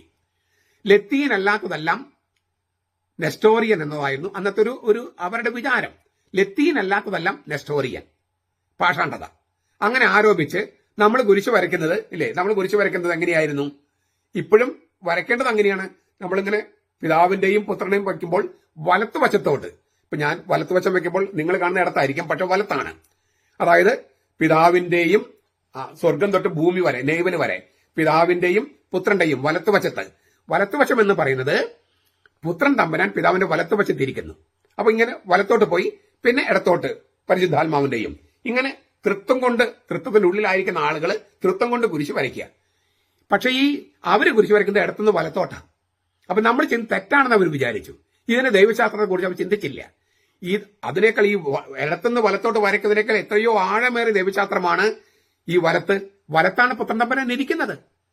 അങ്ങനെ ദൈവത്തിന് വലത്തുണ്ടോ ഇടത്തുണ്ടോ അതേക്കുറിച്ചൊക്കെ ഞാൻ ചർച്ച ചെയ്തിട്ടുണ്ട്. ഇല്ലെങ്കിൽ ബെനഡിക്ട് മാർപ്പാപ്പയുടെ പുസ്തകം വായിക്കുക, ഈ നസ്രത്തിൽ യേശു എന്നുള്ള ഗ്രന്ഥത്രയം വായിക്കുക. അവിടെ ഈ പിതാവിന്റെ വലത്ത് ഭാഗം എന്ന് പറഞ്ഞ എന്താ അർത്ഥം എന്നൊക്കെ അവിടെ ചർച്ച ചെയ്തിട്ടുണ്ട്. പക്ഷെ ബൈബിൾ എഴുതിയത് വലത്തുവശം എന്നാണ്. അപ്പൊ ആ വാക്ക് തന്നെ നമ്മൾ ഉപയോഗിക്കുന്നു, അത് കാണിക്കുകയും ചെയ്യുന്നു. വചനം ചെയ്ത് കാണിക്കുകയാണ്. വചനം പറയുക മാത്രമല്ല, ചെയ്ത് കാണിക്കുന്നു, പ്രവർത്തിച്ച് കാണിക്കുന്നു. അതൊരു ആരാധനയാണ്, അതൊരു സ്തുതിപ്പാണ്. അപ്പൊ ഇങ്ങനെ നമ്മൾ ചെയ്യുന്നത് അവരിൽ നിന്ന് വ്യത്യസ്തമായതുകൊണ്ട് അതെല്ലാം പാഷാണ്ഡതയാണ്, നെസ്റ്റോറിയം പാഷാണ്ഡതയാണെന്ന് കരുതി നമ്മളെ കത്തോലിക്ക സഭയിൽ ആക്കാൻ എന്നുള്ള മട്ടില് നമ്മുടെ പാരമ്പര്യങ്ങൾ മുഴുവനല്ല, കുറെ കാര്യങ്ങളൊക്കെ അവർ ഒഴിവാക്കി. കുർബാനയിൽ പല മാറ്റങ്ങളും വരുത്തി. അതെല്ലാം തിരുത്തിയിട്ടാണ് 1962 നമ്മൾ കുർബാന ടെക്സ്റ്റ് ഉണ്ടാക്കുന്നത്. ഇങ്ങനെ ഈ ലത്തീനീകരിക്കാനായിട്ടുള്ള ശ്രമങ്ങൾ നടന്നപ്പോൾ നമ്മൾ അതിനെതിരെ പ്രതികരിച്ചു. അതാണ് കൂനൻകുരിശ് സത്യം. അതിനുശേഷം 1657, അതായത് കൂനൻകുരിശ് സത്യം കഴിഞ്ഞ് 4 വർഷം കഴിഞ്ഞപ്പോൾ കർമ്മലിത്ത മിഷണറിമാർ വന്നു. നമ്മൾ ഈ ലത്തീനീകരണം അംഗീകരിക്കില്ല എന്ന് പറഞ്ഞത് അവർക്ക് തോന്നുന്നത് മാർപ്പാപ്പയെ അംഗീകരിക്കില്ല എന്ന മട്ടിലാണ്. അപ്പൊ നമ്മളെ ലത്തീൻ സഭയിലേക്ക് കൊണ്ടുവരാൻ വേണ്ടി ശ്രമിച്ചുകൊണ്ടിരിക്കുകയാണ്. അതാണ് വരാപ്പുഴ അതിരൂപതയുടെ ലക്ഷ്യമായിരുന്നത്. അവിടെയൊക്കെ പറയുന്നത് എന്താണ്? എറണാകുളം അങ്കമാലി അതിരൂപത എന്ന് പറയുന്ന ഇപ്പോഴത്തെ ഈ എറണാകുളം രൂപത, അതുപോലെ സീറോ മലബാർ സഭ എന്ന് പറയുന്നത് സീറോ കൽദായ റീത്തിലെ മാർത്തോമ ക്രിസ്ത്യാനികൾ. സീറോ കൽദായ റീത്തിലെ മാർത്തോമ ക്രിസ്ത്യാനികൾ എന്നാണ് പറയണേ. സീറോ കൽദായ റീത്തിന്റെ ആത്മീയ കാര്യങ്ങൾ നോക്കാൻ കർമ്മലിത്ത മിഷണർമാരെ നിയമിച്ചു. അങ്ങനെ അവർ വരാപ്പുഴ അതിരൂപത തുടങ്ങിയതാണ്. അപ്പൊ ഈ ആരാണ് സീറോ കൽദായ റീത്ത് എന്ന് പറഞ്ഞാല്? സീറോ മലബാർ സഭ. അതിലെ സീറോ എന്ന് പറയുന്നത് സുറിയാനി എന്നാണ്. സിറിയയിൽ നിന്ന് വന്നവർ എന്നല്ല, സുറിയാനി എന്നാണ്. അപ്പൊ ഈ സീറോ മലബാർ സഭ എന്നല്ലേ എറണാകുളത്ത് ഉപയോഗിക്കുന്നത്? ആ സീറോ സുറിയാനി അല്ലേ? എന്നിട്ടെന്ത് സുറിയാനോട് ഇത്ര അവർക്ക് അലർജി? ഇത് വരാപ്പുഴ അതിരൂപതയുടെ സൈറ്റിൽ കിടക്കുന്ന കാര്യമാണ് പറയുന്നത്. സീറോ മലബാർ സഭയെ അവർ വിളിച്ചിരുന്നത് സീറോ കൽദായ റീത്ത് എന്നാണ്. സീറോ കൽദായ കത്തോലിക്ക സഭയാണ് സുറിയാനി കത്തോലിക്ക സഭ. അതുകൊണ്ട് എറണാകുളത്തെ വിമത വൈദികരെ, മുന്നേറ്റക്കാരെ, സകല രേഖകളും നിങ്ങൾക്കെതിരാണ്. സകല രേഖകളും, ചരിത്രപരമായി സകല രേഖകളും, സഭാ സംബന്ധിച്ചുള്ള സകല രേഖകളും നിങ്ങൾക്ക് എതിരാണ്. നമ്മുടെ ഈ സഭ, സീറോ മലബാർ സഭ, മാർത്തോമ നസ്രാണികള് പൗരത്യ സുറിയാനിയാണ് ആരാധനക്രമത്തിൽ ഉപയോഗിച്ചിരുന്നത് എന്ന കാരണം കൊണ്ട് കൽദായ സഭ എന്നാണ്, കൽദായ സുറിയാനി കത്തോലിക്ക സഭ എന്ന് അറിയപ്പെട്ടിരുന്നത്. അപ്പോ എറണാകുളത്തുള്ള ചില ചോദിക്കും, ഈ കൽദായവൽക്കരണം ഉണ്ടായതൊക്കെ 4-ാം നൂറ്റാണ്ടിലല്ലേ? അതിനു മുമ്പ് മലയാളത്തിലായിരുന്നില്ലേ കുർബാന? ആണോ? അങ്ങനെയാണോ? എന്നാണ് മലയാളം ഉണ്ടായത്? 8-ാം നൂറ്റാണ്ടില് അല്ലേ? ക്രിസ്തുവർഷം 8-ാം നൂറ്റാണ്ടിലെ മലയാളം ഉണ്ടായത്. എഴുത്തച്ഛനെയാണ് മലയാള ഭാഷയുടെ പിതാവ് എന്ന് വിളിക്കണേ. അപ്പൊ ഈ 8 നൂറ്റാണ്ട് കേരളത്തിൽ മലയാളം ഉണ്ടായിരുന്നോ? കരിംതമിഴാണ് ഉണ്ടായിരുന്നത്, തമിഴ്. പക്ഷെ നമ്മൾ എപ്പോഴെങ്കിലും നമ്മുടെ ആരാധന തമിഴിലായിരുന്നോ? അല്ല. മലയാളത്തിലായിരുന്നോ? അല്ല. 1962 മലയാളത്തിലായത്. അതിനു മുമ്പ് സുറിയാനിയിലായിരുന്നു. എന്തുകൊണ്ട്? തോമാസ് ലീഗ സുറിയാനി ഇല്ലേ, അവിടെ നിന്നാണ് വന്നത്. ഈ പാശ്ചാത്യ സുറിയാനി, പൗരത്യ സുറിയാനി, അരാമി എന്നൊക്കെ പറഞ്ഞ ഒരൊറ്റ കുടുംബമാണ്. സീറോ ഫിനീഷ്യൻ സ്ത്രീ ഇല്ലേ, സീറോ ഫിനീഷ്യൻ സുറിയാനി സംസാരിക്കുന്ന സ്ത്രീ, ആ സീറോ ഫിനീഷ്യൻ സ്ത്രീയോട് കർത്താവ് സംസാരിക്കുന്നില്ലേ മർക്കോസിനെ സംബന്ധിച്ചിട്ട് 7-ാമത്തെ അധ്യായത്തില്? ആ സുറിയാനി ഭാഷ അപ്പൊ തോമാസ്ലിയും കൂടി ഇല്ലേ? ആ തോമാസ്ലിക വന്നത് കൊണ്ടാണ് നമ്മുടെ സഭയുടെ ഇല്ലേ, സഭ സ്ഥാപിച്ചത് കൊണ്ടാണ് നമുക്ക് ആരാധനയുടെ ഭാഷയിൽ സുറിയാനി കിട്ടിയത്. അന്ന് മുതലുള്ളതാണ്. അന്ന് മുതൽ 1962 വരെ സുറിയാനി ഭാഷയിലാണ് കുർബാന, സുറിയാനി ഭാഷയിൽ ലിറ്റർജി, മറ്റു കൂതാശകളൊക്കെ. അതുകൊണ്ട് കൽദായ സുറിയാനി എന്ന് പറഞ്ഞാൽ കൽദായ നാട്ടിൽ നിന്ന് വന്നവർ എന്ന് മാത്രമല്ല അർത്ഥം. അങ്ങനൊരു പിന്നീട് നമുക്ക് രണ്ടും ഒരേ അപ്പസ്തോലന്റെ സഭയായതുകൊണ്ട് കൊടുക്കൽ വാങ്ങലുകൾ ഉണ്ടായിരുന്നു. പക്ഷേ പ്രഥമമായി നമ്മൾ കൽദായ സുറിയാനി കത്തോലിക്ക സഭ എന്ന് പറയുന്നതിന് കാരണം ലിറ്റർജി കൽദായ സുറിയാനി എന്ന് പറയുന്ന സുറിയാനി ഭാഷ ഉപയോഗിച്ചിരുന്നത് കൊണ്ടാണ്. ഈ കൽദായ സുറിയാനി കത്തോലിക്കരായി നമ്മെ വീണ്ടും കൽദായവൽക്കരിക്കേണ്ട കാര്യമുണ്ടോ? കൽദായവൽക്കരണം അത് പൗത്തിൽ പിതാവിന്റെയും ആലഞ്ചേരി പിതാവിന്റെയും മാണിപ്പറമ്പിലച്ചന്റെയും അജണ്ടയാണെന്നൊക്കെ പറയുന്നവർക്ക് നമ്മൾ കൽദായ സുറിയാനി കത്തോലിക്കരാണ്, പിന്നെ കൽദായവൽക്കരിക്കേണ്ട കാര്യമില്ല. എങ്കിലും നമ്മുടെ ഈ കൽദായ സുറിയാനിയുടെ പല പാരമ്പര്യങ്ങളും നഷ്ടപ്പെട്ടു പോയി, വീണ്ടെടുക്കേണ്ടതുണ്ട്. അത് കൽദായവൽക്കരണമല്ല, നമ്മൾ കൽദായ സുറിയാനി കത്തോലിക്കരാണ്. എല്ലാ രേഖകളും അങ്ങനെ പറയുന്നത്. അതിൽ നഷ്ടപ്പെട്ടു പോയി നമ്മൾ വീണ്ടെടുക്കുന്നു. എല്ലാം വീണ്ടെടുക്കേണ്ട കാര്യമില്ല, ചിലതെല്ലാം നമ്മൾ കാലഘട്ടത്തിനനുസരിച്ച് മാറ്റേണ്ടതുണ്ട്. അപ്പോൾ നമ്മുടെ ചരിത്രമോ ദൈവശാസ്ത്രമോ ലിറ്റർജിയോ അത് വീണ്ടെടുക്കുമ്പോൾ അതിന് കൽദായവൽക്കരണം എന്ന് ആക്ഷേപിക്കുന്നവർക്ക് നമ്മുടെ ചരിത്രത്തെക്കുറിച്ച് ഒരു ചുക്കും അറിയില്ല. അവരുടെ അജ്ഞത ഇങ്ങനെ വിളമ്പിക്കൊണ്ടിരിക്കുക. അജ്ഞത. ചരിത്രരേഖകൾ പഠിക്കില്ല, സീരിയസ് ആയിട്ടുള്ള വീഡിയോ കാണില്ല, ദൈവശാസ്ത്രം പഠിക്കില്ല. വെറുതെ അവരുടെ യുക്തിയിലുള്ള സംഗതികൾ മാത്രം വെച്ചിട്ട് ആ യുക്തിക്ക് പോലും യുക്തിയില്ല. ഞാൻ പറഞ്ഞ ഏതെങ്കിലും ഒരു കാര്യം നിങ്ങൾ ഖണ്ഡിച്ചിട്ടുണ്ടോ? ഏതെങ്കിലും ദൈവശാസ്ത്രജ്ഞന്മാർ പറയൂ എറണാകുളത്തെ. പിന്നെ നിങ്ങൾ കൽദായ കുഞ്ഞുങ്ങൾ എന്ന് ആക്ഷേപിക്കുമ്പോൾ അത് നിങ്ങൾക്കെതിരെ നടത്തുന്ന പരിഹാസമാണ്. കാരണം നിങ്ങളും കൽദായ കുഞ്ഞുങ്ങളാ, നിങ്ങളും കൽദായ സുറിയാനിക്കാരാ. എറണാകുളത്തെ വിമതരുടെ മുന്നേറ്റക്കാരുടെ ഞാൻ പറയണേ. അതുകൊണ്ട് സീറോ മലബാർ സഭ കൽദായ സുറിയാനി കത്തോലിക്ക സഭയാണ്. എല്ലാ രേഖകളും, സഭാരേഖകളും ചരിത്രരേഖകളും അതാണ് തെളിയിക്കുന്നത്. മറിച്ച് തെളിയിക്കാനൊന്നുമില്ല. അതുകൊണ്ട് എറണാകുളം വിമതരെ, മുന്നേറ്റക്കാരെ, എല്ലാ ചരിത്രരേഖകളും നിങ്ങൾക്കെതിരാണ് എന്ന കാര്യം ഞാൻ ആവർത്തിച്ച് പറയാണ്. എല്ലാ സഭാരേഖകളും നിങ്ങൾക്കെതിരാണ്. എറണാകുളം അങ്കമാലി അതിരൂപതയെ നമ്മുടെ സഭയുടെ ചരിത്രവും ദൈവശാസ്ത്രവും ലിറ്റർജിയും അറിയാത്ത കുറച്ച് മെത്രാൻമാർ നിങ്ങളുടെ കൂടെ ഉണ്ടാകുമായിരിക്കാം. ഇപ്പോൾ ഒരുപക്ഷെ നിങ്ങളുടെ കൂടെ മേജർ ആർച്ച് ബിഷപ്പും അദ്ദേഹത്തിന് വികാരി മെത്രാപ്പോലീസും ഒക്കെ ഉണ്ടാകുമായിരിക്കാം. പക്ഷേ അവര് സത്യത്തിന് വിരുദ്ധമായി നിൽക്കുന്നത് കൊണ്ട് അവർ ജയിക്കില്ല. നിങ്ങളുടെ കൂടെ ആരൊക്കെ ഉണ്ടായാലും, മേജർ ആർച്ച് ബിഷപ്പും അദ്ദേഹത്തിന് വികാരി മെത്രാപ്പോലീത്തയും സകല മെത്രാന്മാരും നിങ്ങളുടെ കൂടെ ഉണ്ടായാലും നിങ്ങൾ ജയിക്കില്ല. കാരണം എന്താ? ചരിത്രവും സത്യവും സഭയും നിങ്ങൾക്കെതിരാണ്. സത്യം ജയിക്കൂ. എത്ര വലിയ ശക്തികൾ നിങ്ങളുടെ കൂടെ ഉണ്ടെങ്കിലും ദൈവത്തിന്റെ സത്യം മാത്രമേ ജയിക്കൂ, സഭയുടെ സത്യം മാത്രമേ ജയിക്കൂ. അങ്ങനെയുള്ളൊരു സത്യം ജയിക്കൽ ഒരു പോരാട്ടത്തിലാണ് ഞങ്ങൾ.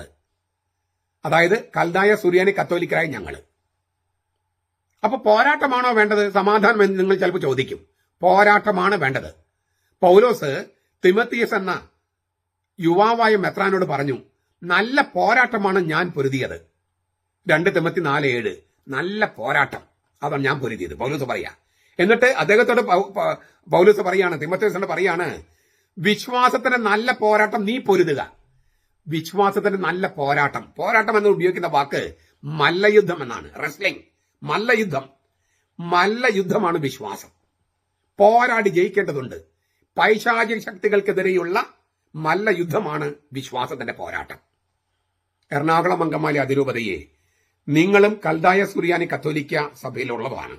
കൽദായ സുറിയാനി കത്തോലിക്ക സഭയുടെ ഉള്ളിലുള്ളതാണ്. അത് പക്ഷേ നിങ്ങൾക്ക് തിരിച്ചറിയാൻ പറ്റാത്തപ്പോൾ നിങ്ങൾ അന്ധത ബാധിച്ചിരിക്കുന്നു. ആ അന്ധത മാറ്റാനുള്ള മരുന്ന് നിങ്ങൾക്ക് ഞങ്ങൾ തന്നുകൊണ്ടിരിക്കുന്നു. ആ അന്ധത മാറ്റിയിട്ടേ ഞങ്ങൾ അടങ്ങൂ.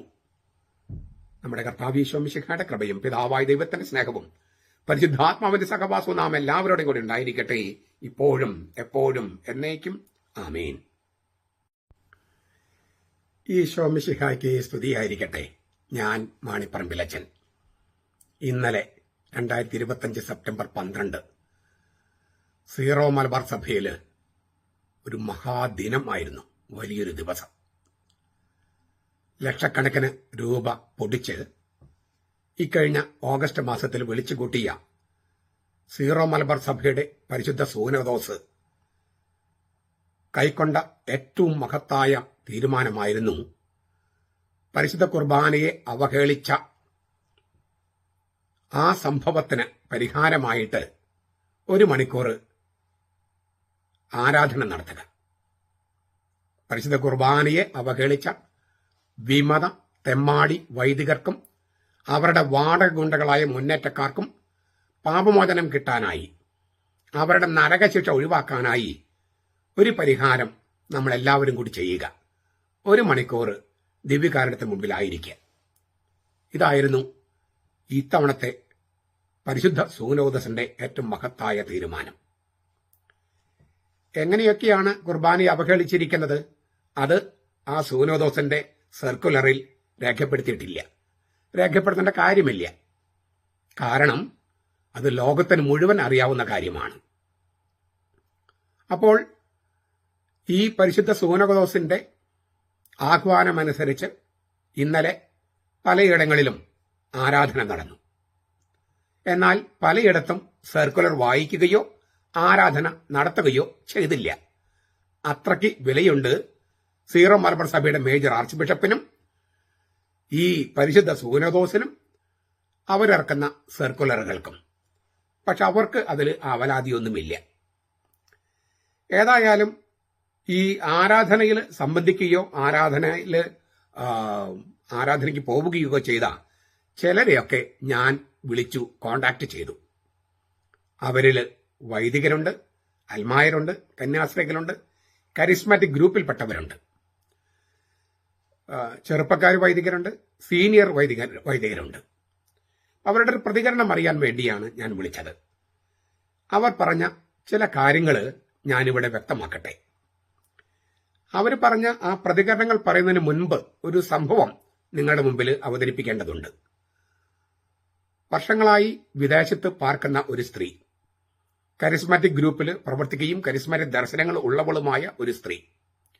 അവർക്ക് എറണാകുളമൊന്നും ഒട്ടും പരിചയമില്ല. 1 വർഷങ്ങളായി വിദേശത്താണ്, 2 എറണാകുളം പ്രദേശത്തു നിന്നുള്ള ആളല്ല. അവർക്ക് ഏതാനും സംവത്സരങ്ങൾക്ക് മുമ്പ് ചില ദർശനങ്ങളുണ്ടായി. ചില വൈദികര് നരകത്തീയിൽ കിടന്ന് വല്ലാതെ സഹിക്കുന്നതാണ് അവർക്ക് ഉണ്ടായ ഒരു ദർശനം. ആദ്യമെല്ലാം അവർക്ക് ഭയങ്കര പേടി തോന്നി ഈ ദർശനം കണ്ടിട്ട്. പിന്നെ അതൊരു സ്വപ്നമാണോ എന്ന് കരുതി. എങ്കിലും അവർ അതെല്ലാം എഴുതി വെച്ചു. ഈ വൈദികര് നരകത്തിൽ കിടക്കാൻ കാരണം എന്തെന്നും എന്തിനാണ് തനിക്ക് ഇത് ദർശനത്തിൽ വെളിപ്പെടുത്തുന്നതെന്നും അവരാ സ്ത്രീ കർത്താവിനോട് അങ്ങനെ ചോദിച്ചുകൊണ്ടേയിരുന്നു. ഒരു ദിവസം അവർക്ക് മറ്റൊരു ദർശനമുണ്ടായി. ഈ വൈദികര് ഒരു പള്ളിയാണ് ദർശനത്തെ പള്ളി കാണിക്കുന്നു. ആ പള്ളിക്കകത്ത് ഈ വൈദികര് വിജാതീയരെ പോലെ വിഗ്രഹാരാധന നടത്തുന്നു. അതുകൊണ്ടാണ് നരകത്തിൽ കിടക്കുന്നതായിട്ട് അവർക്ക് ദർശനം കിട്ടിയത്. ഞാൻ ചില വിശദാംശങ്ങൾ വിട്ടുകളയുന്നുണ്ട്. ഈ ദർശനമെല്ലാം കഴിഞ്ഞ് കുറച്ച് മാസങ്ങൾക്ക് ശേഷമാണ് ഈ എറണാകുളം അങ്കമാലി അതിരൂപതയിൽ 2022 ക്രിസ്മസിന്റെ തലേ ദിവസം ഈ 33 വൈദികര് ആഭിചാര കുർബാന ചൊല്ലുന്നത്. അപ്പോ ആ പള്ളിയും അതിന്റെയൊക്കെ വീഡിയോസൊക്കെ വന്നു കഴിഞ്ഞപ്പോഴാണ് ഈ സ്ത്രീക്ക് ദർശനവുമായിട്ടുള്ള ബന്ധം തിരിച്ചറിഞ്ഞത്. അവരങ്ങനെ അവരുടെ ദർശനങ്ങളൊക്കെ എഴുതി അത് ചില മെത്രാന്മാരെ കാണിച്ചു. അതിൽ ഒരു മെത്രാൻ അദ്ദേഹം അവരോട് പറഞ്ഞു, ഇത് മാണിപ്പറമ്പിൽ ചെന്ന് അയച്ചു കൊടുക്കുമെന്ന് പറഞ്ഞു. അങ്ങനെ അവര് എനിക്ക് ആ ദർശനം അയച്ചു തന്നു. എന്റെ കയ്യിലുണ്ട് ആ ദർശനങ്ങളുടെ നീണ്ട ഒരു ഡയറി കുറിപ്പ് പോലെയാണ് ഓരോ ദിവസത്തെയും ദർശനങ്ങൾ. ആ ദർശനങ്ങളുടെ ഒരു ഇംഗ്ലീഷ് പരിഭാഷ തയ്യാറാക്കി വത്തിക്കാനെ കൊടുക്കാനുള്ള ശ്രമങ്ങൾ നടന്നുകൊണ്ടിരിക്കുന്നു. സിസ്റ്റർ ഫൗസ്തീന, വിശുദ്ധ ഫൗസ്തീനയുടെ ഡയറി കുറിപ്പുകളൊക്കെ അംഗീകരിച്ചതുപോലെ ഈ ദർശനങ്ങളുടെ ഡയറി കുറിപ്പുകൾ വത്തിക്കാൻ അംഗീകരിക്കില്ലയോ നമുക്ക് അറിഞ്ഞുകൂടാ. ഏതായാലും അങ്ങനെ കൊടുക്കാനുള്ള ഒരു ശ്രമം നടക്കുന്നുണ്ട്. ഈ സ്ത്രീയും അവരുടെ അടുപ്പമുള്ള മറ്റ് കരിസ്മാറ്റിക് ആളുകളും ഒക്കെ ഇന്നലെ അന്ന് മുതൽ ഈ ദർശനം കിട്ടിയ നാളെ മുതൽ ഈ വൈദികരുടെ നരകശിക്ഷ ഒഴിവാക്കാൻ വേണ്ടിയുള്ള തപസ്സും പ്രായശ്ചിത്തവും പ്രാർത്ഥനയും ഒക്കെ ആയിട്ട് കഴിയാണ്. ഇന്നലെ ആരാധനയില് അവര് ഈ നിയോഗം കൂടാതെ മറ്റൊരു നിയോഗം കൂടി വെച്ചു. അതായത് ഈ വൈദികര് ആഭിചാര കുർബാന ചൊല്ലി വൈദികര് നരകത്തിയിലാണ്. അവരെ വിശ്വസിച്ചാലും ഇല്ലെങ്കിലും അങ്ങനെയാണ്. അത് അവർക്ക് പിന്നീട് ബോധ്യമാകും. അവരുടെ നരകശിക്ഷ, അതായത് സഭയ്ക്ക് പുറത്തു പോയാൽ നരകശിക്ഷയാണ്. ആ നരകശിക്ഷ ഒഴിവാക്കാൻ മേജർ ആർച്ച് ബിഷപ്പും അദ്ദേഹത്തിന്റെ വികാരി മെത്രാപ്പോലത്തെയും യാതൊന്നും ചെയ്യാതെ ഒളിച്ചു കളിക്കുകയാണ്. അവരുടെ ഇവരുടെ നരകശിക്ഷ ഒഴിവാക്കാൻ ശ്രമിക്കാതെ ഒളിച്ചു കളിക്കുന്ന മേജർ ആർച്ച് ബിഷപ്പിനും വികാരി മെത്രാപ്പോലത്തേക്കും മാനസാന്തരം ഉണ്ടാകാൻ വേണ്ടിയാണ് ഇന്നലെ അവരും അവരുടെ ഗ്രൂപ്പും ഒക്കെ ആരാധനയിൽ നിയോഗം വെച്ചത്.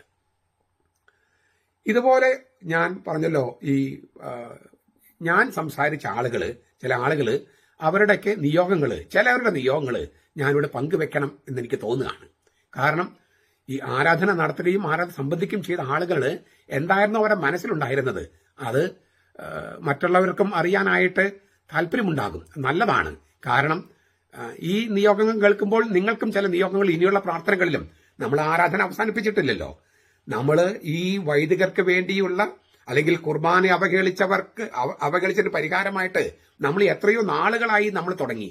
ആരാധനയായിട്ടോ കരുണക്കൊന്തയായിട്ടോ കൊന്തയായിട്ടോ കുരിശന്റെ വഴിയായിട്ടോ എന്തെല്ലാം മെത്രാന്മാരെ ആഹ്വാനം ചെയ്യുന്നതിന് മുമ്പ് തന്നെ ഇത് അറിഞ്ഞ നാളെ തൊട്ട് നമ്മൾ എത്രയോ പേര് ചെയ്തുകൊണ്ടിരിക്കുന്നു.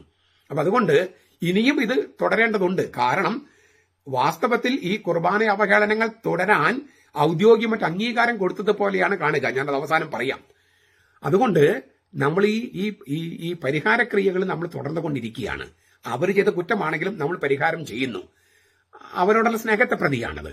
അപ്പോൾ ആ പരിഹാരക്രിയ ചെയ്യുമ്പോൾ ഇപ്പൊ ഈ ചിലരുടെ നിയോഗങ്ങൾ കേട്ടാൽ ഒരുപക്ഷെ നമുക്കും ഉപകരിക്കും. നമ്മുടെ ആരാധനയിലും ഈ കുരിശന്റെ വഴിയിലും അതുപോലെ കരുണക്കൊന്തയിലും ജപമാലയിലും ഒക്കെ നമുക്ക് ചില നിയോഗങ്ങൾ വെക്കൽ ഉപകരിക്കുമെന്ന് കരുതിയിട്ടാണ് ഞാനത് അവതരിപ്പിക്കുന്നത്. ചിലരുടെ നിയോഗം ഇതായിരുന്നു. ഈ കൂദാശ വിലക്കുള്ള മണവാളനച്ഛന്റെ അടുക്കൽ പോയി കുമ്പസാരിച്ചവരുടെ പാപങ്ങൾക്ക് പരിഹാരമായിട്ടാണ് ഞങ്ങൾ ആരാധന പങ്കെടുത്തത്. മണവാളനച്ഛന് വേണ്ടി അല്ല അവർ പ്രാർത്ഥിച്ചത്. മണവാളനച്ഛന് കൂദാശ വിലക്കുള്ള കാര്യം അറിയാമായിരുന്നു. അദ്ദേഹത്തിന് കുമ്പസാരിപ്പിന് അനുവാദമില്ലെന്ന് അറിയാമായിരുന്നു. കല്യാണം കെട്ടിക്കാൻ പറ്റില്ലെന്ന് അറിയാമായിരുന്നു. കുർബാന ചൊല്ലാൻ പറ്റില്ലെന്ന് അറിയാമായിരുന്നു. എന്നിട്ടും ഈ മണവാളനച്ഛന്റെ അടുത്ത്, അതായത് കുമ്പസാരം കേൾക്കാൻ അനുവാദമില്ലാത്ത അദ്ദേഹത്തിന്റെ അടുത്ത് പോയിട്ട് കുറെ പേര് കുമ്പസാരിച്ചു. കുമ്പസാരിപ്പിക്കാൻ അനുവാദമില്ലാത്ത അച്ഛന്റെ അടുത്ത് പോയി കുമ്പസാരിച്ച് ഒരു പാപം കൂടി ചെയ്തു. ആ മഹാപാപത്തിന് പരിഹാരമായിട്ടാണ് ഇന്നലെ ഈ ചിലര് ആരാധനയിൽ നിയോഗം വെച്ചത്. വേറെ ചില ആളുകൾ പറഞ്ഞു, ഈ മണവാളച്ചനെ പോലെ ബാക്കി 10-14 അച്ഛന്മാരുണ്ട്. പ്രത്യേകിച്ചും പാലാരിവട്ടം, തൃപ്പൂണിത്തറ, മാതാനഗർ പള്ളികൾ വികാരിമാരായിരുന്നവര് കൂദാശ വിലക്കുള്ളവരാണ്. അവർക്ക് കൂദാശ വിലക്കുള്ള കാര്യം സഭ ഔദ്യോഗികമായിട്ട് അറിയിച്ചിട്ടുണ്ട്. എന്നിട്ടും അപ്പൊ അവർക്ക് കുർബാന ചൊല്ലാനോ ഏതെങ്കിലും കൂദാശ പരികർമ്മം ചെയ്യാനോ കല്യാണം കെട്ടിക്കാനോ ഒന്നിനും അവർക്ക് അവകാശമില്ല, അധികാരമില്ല. എന്നിട്ടും അവര് പരികർമ്മം ചെയ്യുന്ന കൂദാശകളില് അത് കൂദാശകൾ വാസ്തവമല്ലെന്ന് അറിഞ്ഞിട്ടും അവരുടെ കൂതാശയിൽ പങ്കെടുത്തവര് അവര് ഈ കൂതാശ വിലക്കുള്ളവരെ പോലെ തന്നെ, കൂതാശ വിലക്കുള്ളത് ചാവുദോഷത്തിലാണ്, അവരുടെ പാപത്തിലാണ് പങ്കുപറ്റിയത്. കൂതാശ വിലക്കുള്ള വൈദികര് ചാവുദോഷത്തിലാണ്. അവര് കൂതാശ വിലക്കുള്ളവര് കൂതാശ വിലക്ക് ലംഘിച്ചിട്ട് ഈ കൂതാശയിൽ പരികർമ്മം ചെയ്യുമ്പോൾ, എന്നിട്ട് അവരുടെ ആ ചാവുദോഷത്തിൽ പങ്കാളികളാകാൻ, കൂട്ടാളികളാകാൻ കുറച്ചു പേര് ചെന്നു. അവരുടെ മഹാപാപത്തിന് പരിഹാരമായിട്ടാണ് ഞങ്ങൾ ആരാധനയിൽ സംബന്ധിച്ചത്. അപ്പൊ ഞാൻ ചോദിച്ചു, ഈ വൈദികർക്ക് വേണ്ടി നിങ്ങൾ പ്രാർത്ഥിച്ചില്ലേ? അവർക്ക് വേണ്ടി ഞങ്ങൾ പ്രാർത്ഥിച്ചില്ല. ഈ ചാവുദോഷത്തിലുള്ള വൈദികർക്ക് വേണ്ടി ഞങ്ങൾ പ്രാർത്ഥിച്ചിട്ടില്ല. ആ ചാവുദോഷത്തിലാണ് അവർ ജീവിക്കുന്ന അറിഞ്ഞിട്ടും അതിൽ പങ്കെടുത്തവർക്ക് വേണ്ടിയാണ്. അപ്പോൾ ഓരോരുത്തരും നിയോഗങ്ങൾ വ്യത്യാസമുണ്ട്.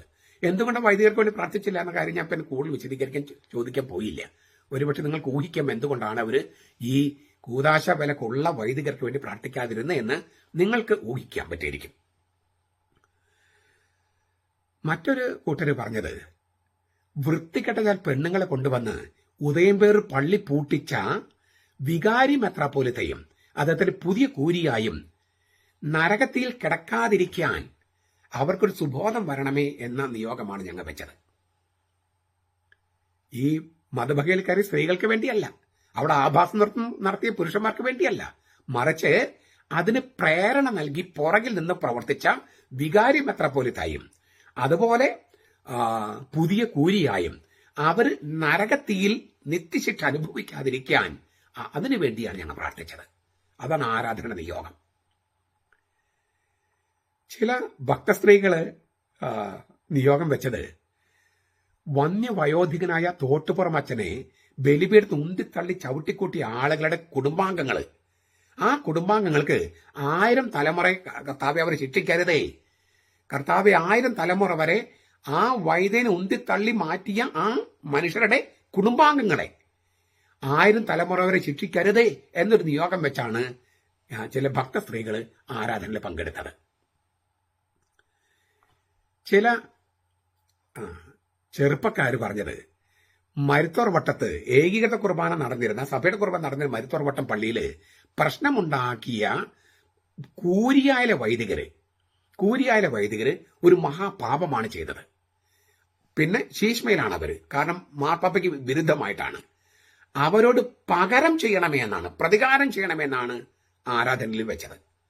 ചില ചെറുപ്പക്കാര് ഈ പുതിയ കൂരിയായ വൈദികര് മഹാപാപം ചെയ്തു, ശീഷ്മയെ ചെയ്തു. കാരണം മരുത്തർവട്ടത്ത് സഭയുടെ കുർബാന നടന്നുകൊണ്ടിരുന്നേ, അവിടെ പ്രശ്നമുണ്ടാക്കി, ആ പ്രശ്നമുണ്ടാക്കി സഭയുടെ കുർബാന നിർത്തിച്ച, ഏകീകൃത കുർബാന നിർത്തിച്ച പുതിയ കൂരിയായയുടെ പ്രതികാരം, അവരോട് പ്രതികാരം ചെയ്യണമേ കർത്താവേ എന്ന് പ്രാർത്ഥിച്ചത്. അപ്പോ ഞാൻ ചോദിച്ചു, പ്രതികാരമൊക്കെ ശരിയാണോ? കർത്താവ് പറഞ്ഞിട്ടുണ്ട് പ്രതികാരം എന്റേതാണ്, ഞങ്ങൾ പ്രതികാരം ചെയ്യാൻ പാടില്ലെന്ന് കർത്താവ് പറഞ്ഞിട്ടുള്ളൂ. കർത്താവിന് പ്രതികാരം ചെയ്യാം, ഞങ്ങൾ പ്രതികാരം ചെയ്യാൻ പോയിട്ടില്ല. കർത്താവിൻ്റെതാണ് പ്രതികാരം എന്ന് കർത്താവ് വചനത്തിൽ പറഞ്ഞിട്ടുണ്ട്. അതുകൊണ്ട് കർത്താവെ, ആ വചനം അനുസരിച്ച് നീ ഈ പുതിയ കൂലിയായ വൈദികരുടെ പ്രതികാരം ചെയ്യണമേ എന്നാണ് ഞങ്ങൾ ആരാധനയിൽ പ്രാർത്ഥിച്ചെന്നാണ് ഈ ചെറുപ്പക്കാരിൽ ചിലർ പറഞ്ഞത്.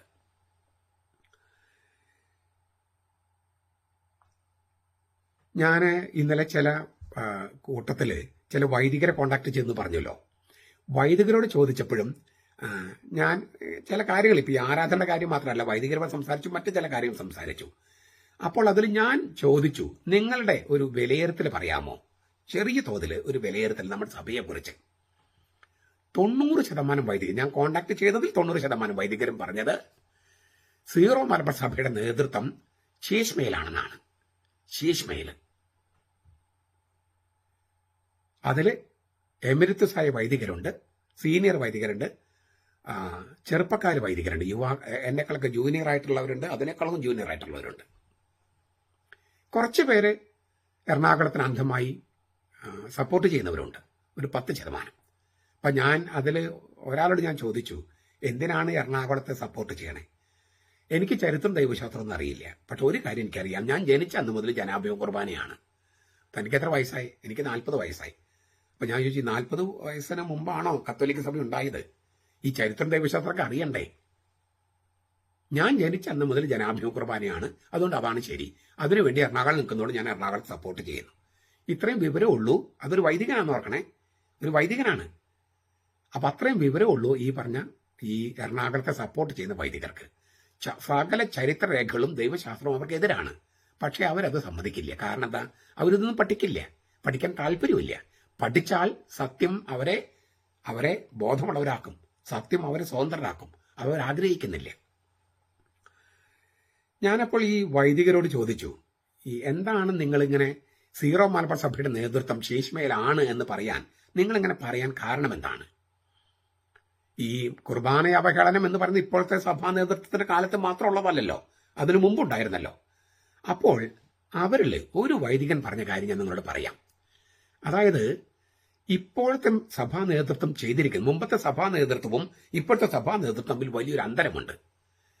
ആ അന്തരം ഇതാണ്: ഇപ്പോഴത്തെ സഭാ നേതൃത്വം കുർബാനയെ അവഹേളിക്കുന്നത് തുടർന്നും നടത്താൻ രേഖാമൂലം അനുവാദം കൊടുത്തിരിക്കുക. ഒരു വൈദികൻ പറഞ്ഞതാണ്. ഇപ്പോഴത്തെ സഭാ നേതൃത്വം, അതായത് മേജർ ആർച്ച് ബിഷപ്പും വികാരി മെത്രാപ്പോലീത്തയും കുർബാനയെ അവഹേളിക്കുന്നത്, എല്ലാ ദിവസവും കുർബാനയെ അവഹേളിക്കാൻ അനുവാദം കൊടുത്തിരിക്കുകയാണ് രേഖാമൂലം. എന്താച്ചോ അങ്ങനെ പറയുന്നേ? എമിരിറ്റസ് ആയ അച്ഛനാണ്. ഞാൻ അച്ഛനോട് ചോദിച്ചു, എന്താണ് അച്ഛൻ അങ്ങനെ പറയുന്നേ? അച്ഛൻ പറഞ്ഞു, എന്താണ് ഈ സമവായ മാർഗരേഖ എന്ന് പറഞ്ഞിട്ട് മറ്റൊരു സർക്കുലർ ഇറങ്ങിയിട്ടില്ലേ? എന്താണ് എന്നിട്ട് എഴുതി വെച്ചിരിക്കുന്നത്? വികാരിയച്ചന്മാർക്ക് സൗകര്യമുണ്ടെങ്കിൽ സൗകര്യമുള്ള നേരത്ത് മിക്കവാറും ഉച്ച കഴിഞ്ഞ് ഒരു കുർബാന, സഭ അംഗീകരിച്ച കുർബാന തോന്നിയ പോലെ ചൊല്ലാമെന്ന് മേജർ ആർച്ച് ബിഷപ്പും അദ്ദേഹത്തിന്റെ വികാരി മെത്രാപ്പോലീത്തയും എഴുതി കൊടുത്തിരിക്കുന്നു. വികാരിയച്ചന്മാർക്ക് സൗകര്യമുണ്ടെങ്കിൽ സൗകര്യമുള്ള സമയത്ത്, അത് മിക്കപ്പോഴും ഉച്ച കഴിഞ്ഞ് ആൾക്കാർ ഉറങ്ങുന്ന സമയത്ത് സഭ അംഗീകരിച്ച ഒരു കുർബാന അത് തോന്നിയ പോലെ ചൊല്ലാം, ബാമിയിട്ടോ ഇടാതെയോ ഒക്കെ തോന്നിയ പോലെ ചൊല്ലാമെന്ന് മേജർ ആർച്ച് ബിഷപ്പും അദ്ദേഹത്തിന്റെ വികാരി മെത്രാപ്പോലീത്തയും രേഖാമൂലം എഴുതി കൊടുത്തിരിക്കുന്നു.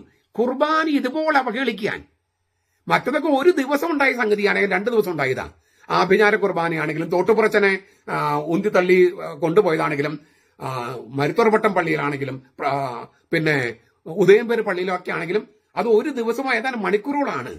ഇത് കുർബാനയെ അവഹേളിക്കാൻ, ഈ ഉച്ചയുറക്ക കുർബാന എന്ന് പറഞ്ഞ പോലത്തെ കുർബാനയെ അവഹേളിക്കാൻ രേഖാമൂലം, എല്ലാ ദിവസവും അവഹേളിക്കാൻ രേഖാമൂലം സഭയുടെ തലവന് അദ്ദേഹത്തിന്റെ വികാരി മെത്രാപ്പോലീത്തയും എഴുതി കൊടുത്തിരിക്കുന്നു. ഇതിനേക്കാൾ വലിയ ഒരു ദൈവനിന്ദ വേറെയുണ്ടോ? ഇതിനേക്കാൾ വലിയ ദൈവനിന്ദ വേറെയുണ്ടോ? നമ്മള് ക്രിസ്തീയ ജീവിതത്തിന്റെ അത്യുച്ചയും പരകോടിയും ഉറവിടവും പരിശുദ്ധ കുർബാനയെന്ന് പറയുകയും, കുർബാനയില്ലെങ്കിൽ കത്തോലിക്ക സഭ ഇല്ലെന്ന് പറയുകയും, ആ കുർബാന വൈദികരുടെ ഇഷ്ടാനിഷ്ടങ്ങൾക്കനുസരിച്ച് തോന്നിയാസം പോലെ ചൊല്ലാനായിട്ട് രേഖാമൂലം ഒരു സഭയുടെ തലവൻ, അദ്ദേഹത്തിന്റെ വികാരി മെത്രാപ്പോലീത്ത 2 പേരും കൂടി ചേർന്ന് എഴുതി കൊടുത്താൽ അതിനേക്കാൾ വലിയ ദൈവനിന്ദയുണ്ടോ? ഇതിനേക്കാൾ വലിയ കുർബാനയുടെ അവഹേളനമുണ്ടോ?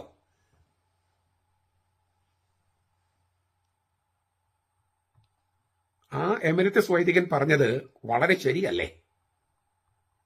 എന്നിട്ട് അദ്ദേഹം ഒരു കാര്യം കൂടി ചോദിച്ചു.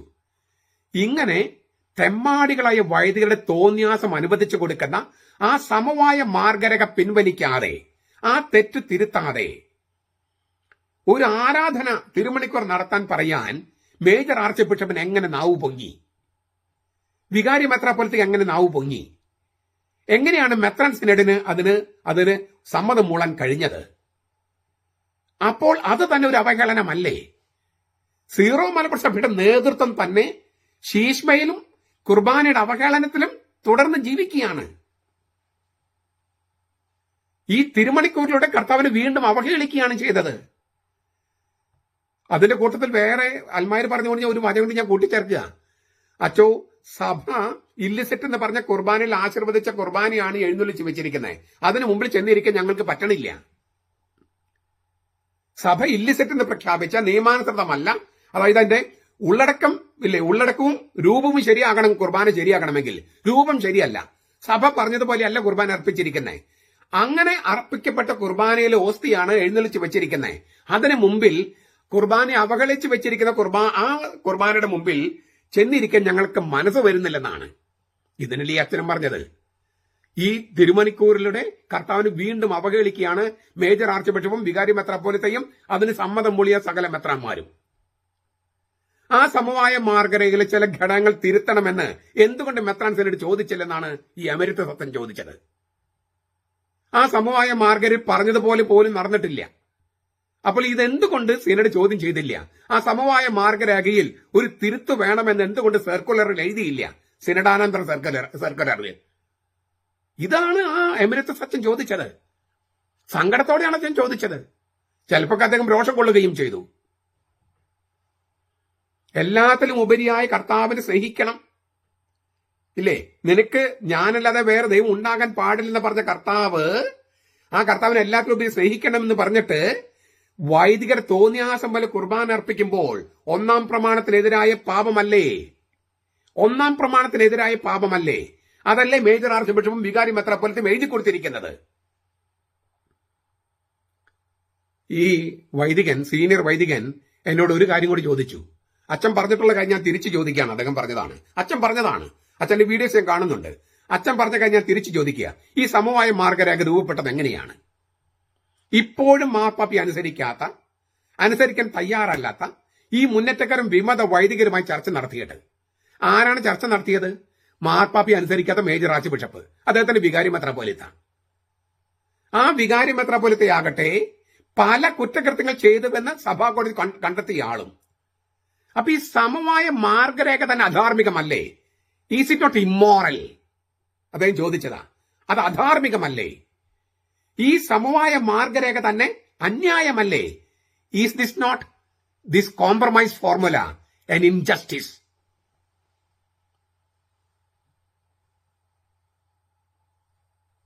ഇനി ഈ സമവായ മാർഗരേഖ നിയമാനുസൃതമാണെന്ന് കരുതുക വാദത്തിന് വേണ്ടി. അതിൽ പറഞ്ഞിരിക്കുന്നത് ഈ മുന്നേറ്റക്കാരും വിമതരുമായി ചർച്ച ചെയ്ത് തീരുമാനത്തിലെത്തിയിരിക്കുന്നുവെന്നാണ്. എങ്കിൽ എന്തുകൊണ്ടാണ് എറണാകുളം അങ്കമാലി അതിരൂപതയിൽ പകുതിയോളം പള്ളികളിൽ ഈ തീരുമാനം നടപ്പാക്കാത്തത്? ഈ തീരുമാന മത്സരത്തിൽ ഏകീകൃത കുർബാന ചൊല്ലാത്തത്? അപ്പൊ തീരുമാനത്തിന് വിരുദ്ധമായി പ്രവർത്തിച്ച് വീണ്ടും കുർബാനയെ കർത്താവിനെ അവഹേളിക്കുകയല്ലേ? ഇനിയും ഈ അവഹേളനം തുടരണമെന്നല്ലേ മെത്രാൻ സിനഡ് ആഗ്രഹിക്കുന്നത്? ഈ പരിശുദ്ധ സൂനോദോസ് മേജർ ആർച്ച് ബിഷപ്പിനെയും വികാരി മെത്രാപ്പൊലീത്തയെയും എറണാകുളത്തിന്റെ കാര്യം തുടർന്ന് മേൽപ്പിച്ചപ്പോൾ ഈ പറഞ്ഞ അവഹേളനം, അതായത് കുർബാനയെ അവഹേളിക്കുന്ന സംഗതി, ഉച്ചകഴിഞ്ഞാൽ കുർബാന ചൊല്ലിക്കൊണ്ട് കുർബാന അവഹേളിക്കുന്ന സംഗതി തുടർന്ന് പോകട്ടെ എന്ന് മെത്രാൻ സിനഡ് അംഗീകാരം കൊടുത്തതുപോലെയല്ലേ? ഇതിൽ കൂടുതൽ മെത്രാൻ സിനഡ് ശീഷ്മയിലാണ് എന്ന് പറയാൻ എന്ത് തെളിവാണ് വേണ്ടത്? സഭാ നേതൃത്വം ശീഷ്മയിലാണെന്ന് പറയാൻ വേറെ എന്ത് തെളിവാണ് വേണ്ടത്?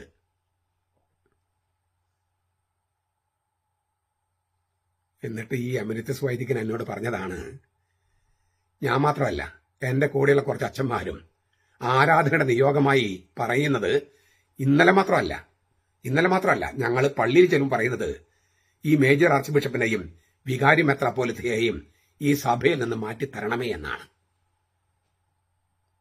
ഈ എമിരറ്റസ് വൈദികൻ പറഞ്ഞതാണ്. ഇന്ന് മാത്രമല്ല, ഇന്നത്തെ ആരാധന മാത്രമല്ല, ഇന്നലെയും മാത്രമല്ല, ഈ സംഭവങ്ങളൊക്കെ നടക്കുമ്പോൾ ഞങ്ങൾ പള്ളി ചെന്ന് പറയുന്നത്, ഈ മേജർ ആർച്ച് ബിഷപ്പിനെയും അദ്ദേഹത്തിന്റെ വികാരി മെത്രാപ്പൊലീത്തയെയും ഞങ്ങളുടെ സഭയിൽ നിന്ന് മാറ്റിത്തരണമേ എന്നാണ് ഞങ്ങളുടെ പ്രാർത്ഥന. അത്രമാത്രം വിഷമിച്ചിട്ടാണ്. ഞങ്ങൾക്ക് വ്യക്തിപരമായിട്ട് അവർ ദോഷമൊന്നും ചെയ്തിട്ടില്ല. പക്ഷെ അതല്ലല്ലോ കാര്യം. സഭ ഇങ്ങനെ നശിപ്പിക്കാൻ കൂട്ടുനിൽക്കുന്ന, സഭാ നേതൃത്വത്തിന് കൂട്ടുനിൽക്കുന്ന ഒരു അവസ്ഥ ഒരു സഭയിൽ ഉണ്ടാകില്ല. നമ്മുടെ സഭയിൽ ഉണ്ടായിപ്പോയി. അതുകൊണ്ട് ഇത് മാറ്റിത്തരണമേ എന്നാണ് ഞങ്ങളുടെ പ്രാർത്ഥന. മാർപ്പാപ്പ അന്തിമ തീരുമാനം എടുത്തു കഴിഞ്ഞ ഏകീകൃത കുർബാന ഇനിയും അർപ്പിക്കാതെ പാപ്പാവിരുദ്ധരായി തുടരുന്ന ശീഷ്മക്കാരുടെ പാപങ്ങൾക്കുള്ള പരിഹാരം ഇന്നലെ 1 മണിക്കൂർ കൊണ്ട് തീർന്നു, ഇല്ലേ? ഇനി അങ്ങോട്ട് പുതിയ പുതിയ പാപങ്ങൾ ചെയ്യാം. 3 സംവത്സരങ്ങൾ കഴിയുമ്പോൾ പിന്നെയും 1 മണിക്കൂർ ആരാധന അന്നത്തെ മേജർ ആർച്ച് ബിഷപ്പ് പ്രഖ്യാപിക്കുമായിരിക്കും. 3 കൊല്ലത്തെ കുർബാന അവഹേളനം, ഇല്ലേ? അതിന് പരിഹാരമായിട്ട് 1 മണിക്കൂർ ആരാധന പ്രഖ്യാപിക്കുമായിരിക്കും. അതുവരെ കുർബാനയെ നിന്ദിക്കാനുള്ള ലൈസൻസ് ഇപ്പോഴത്തെ സഭാ നേതൃത്വം കൊടുത്തിരിക്കുന്നു. അങ്ങനെ ഒരു ദുരന്തത്തിലാണ് ഇപ്പോൾ സീറോ മലബാർ സഭ. കർത്താവ് ഖനിയട്ടെ. നമ്മുടെ കർത്താവ് ഈശോ മിശിഹായുടെ കൃപയും പിതാവായ ദൈവത്തിന്റെ സ്നേഹവും പരിശുദ്ധാത്മാവിന്റെ സഹവാസവും നാം എല്ലാവരോടും കൂടി ഉണ്ടായിരിക്കട്ടെ, ഇപ്പോഴും എപ്പോഴും എന്നേക്കും. ആമേൻ.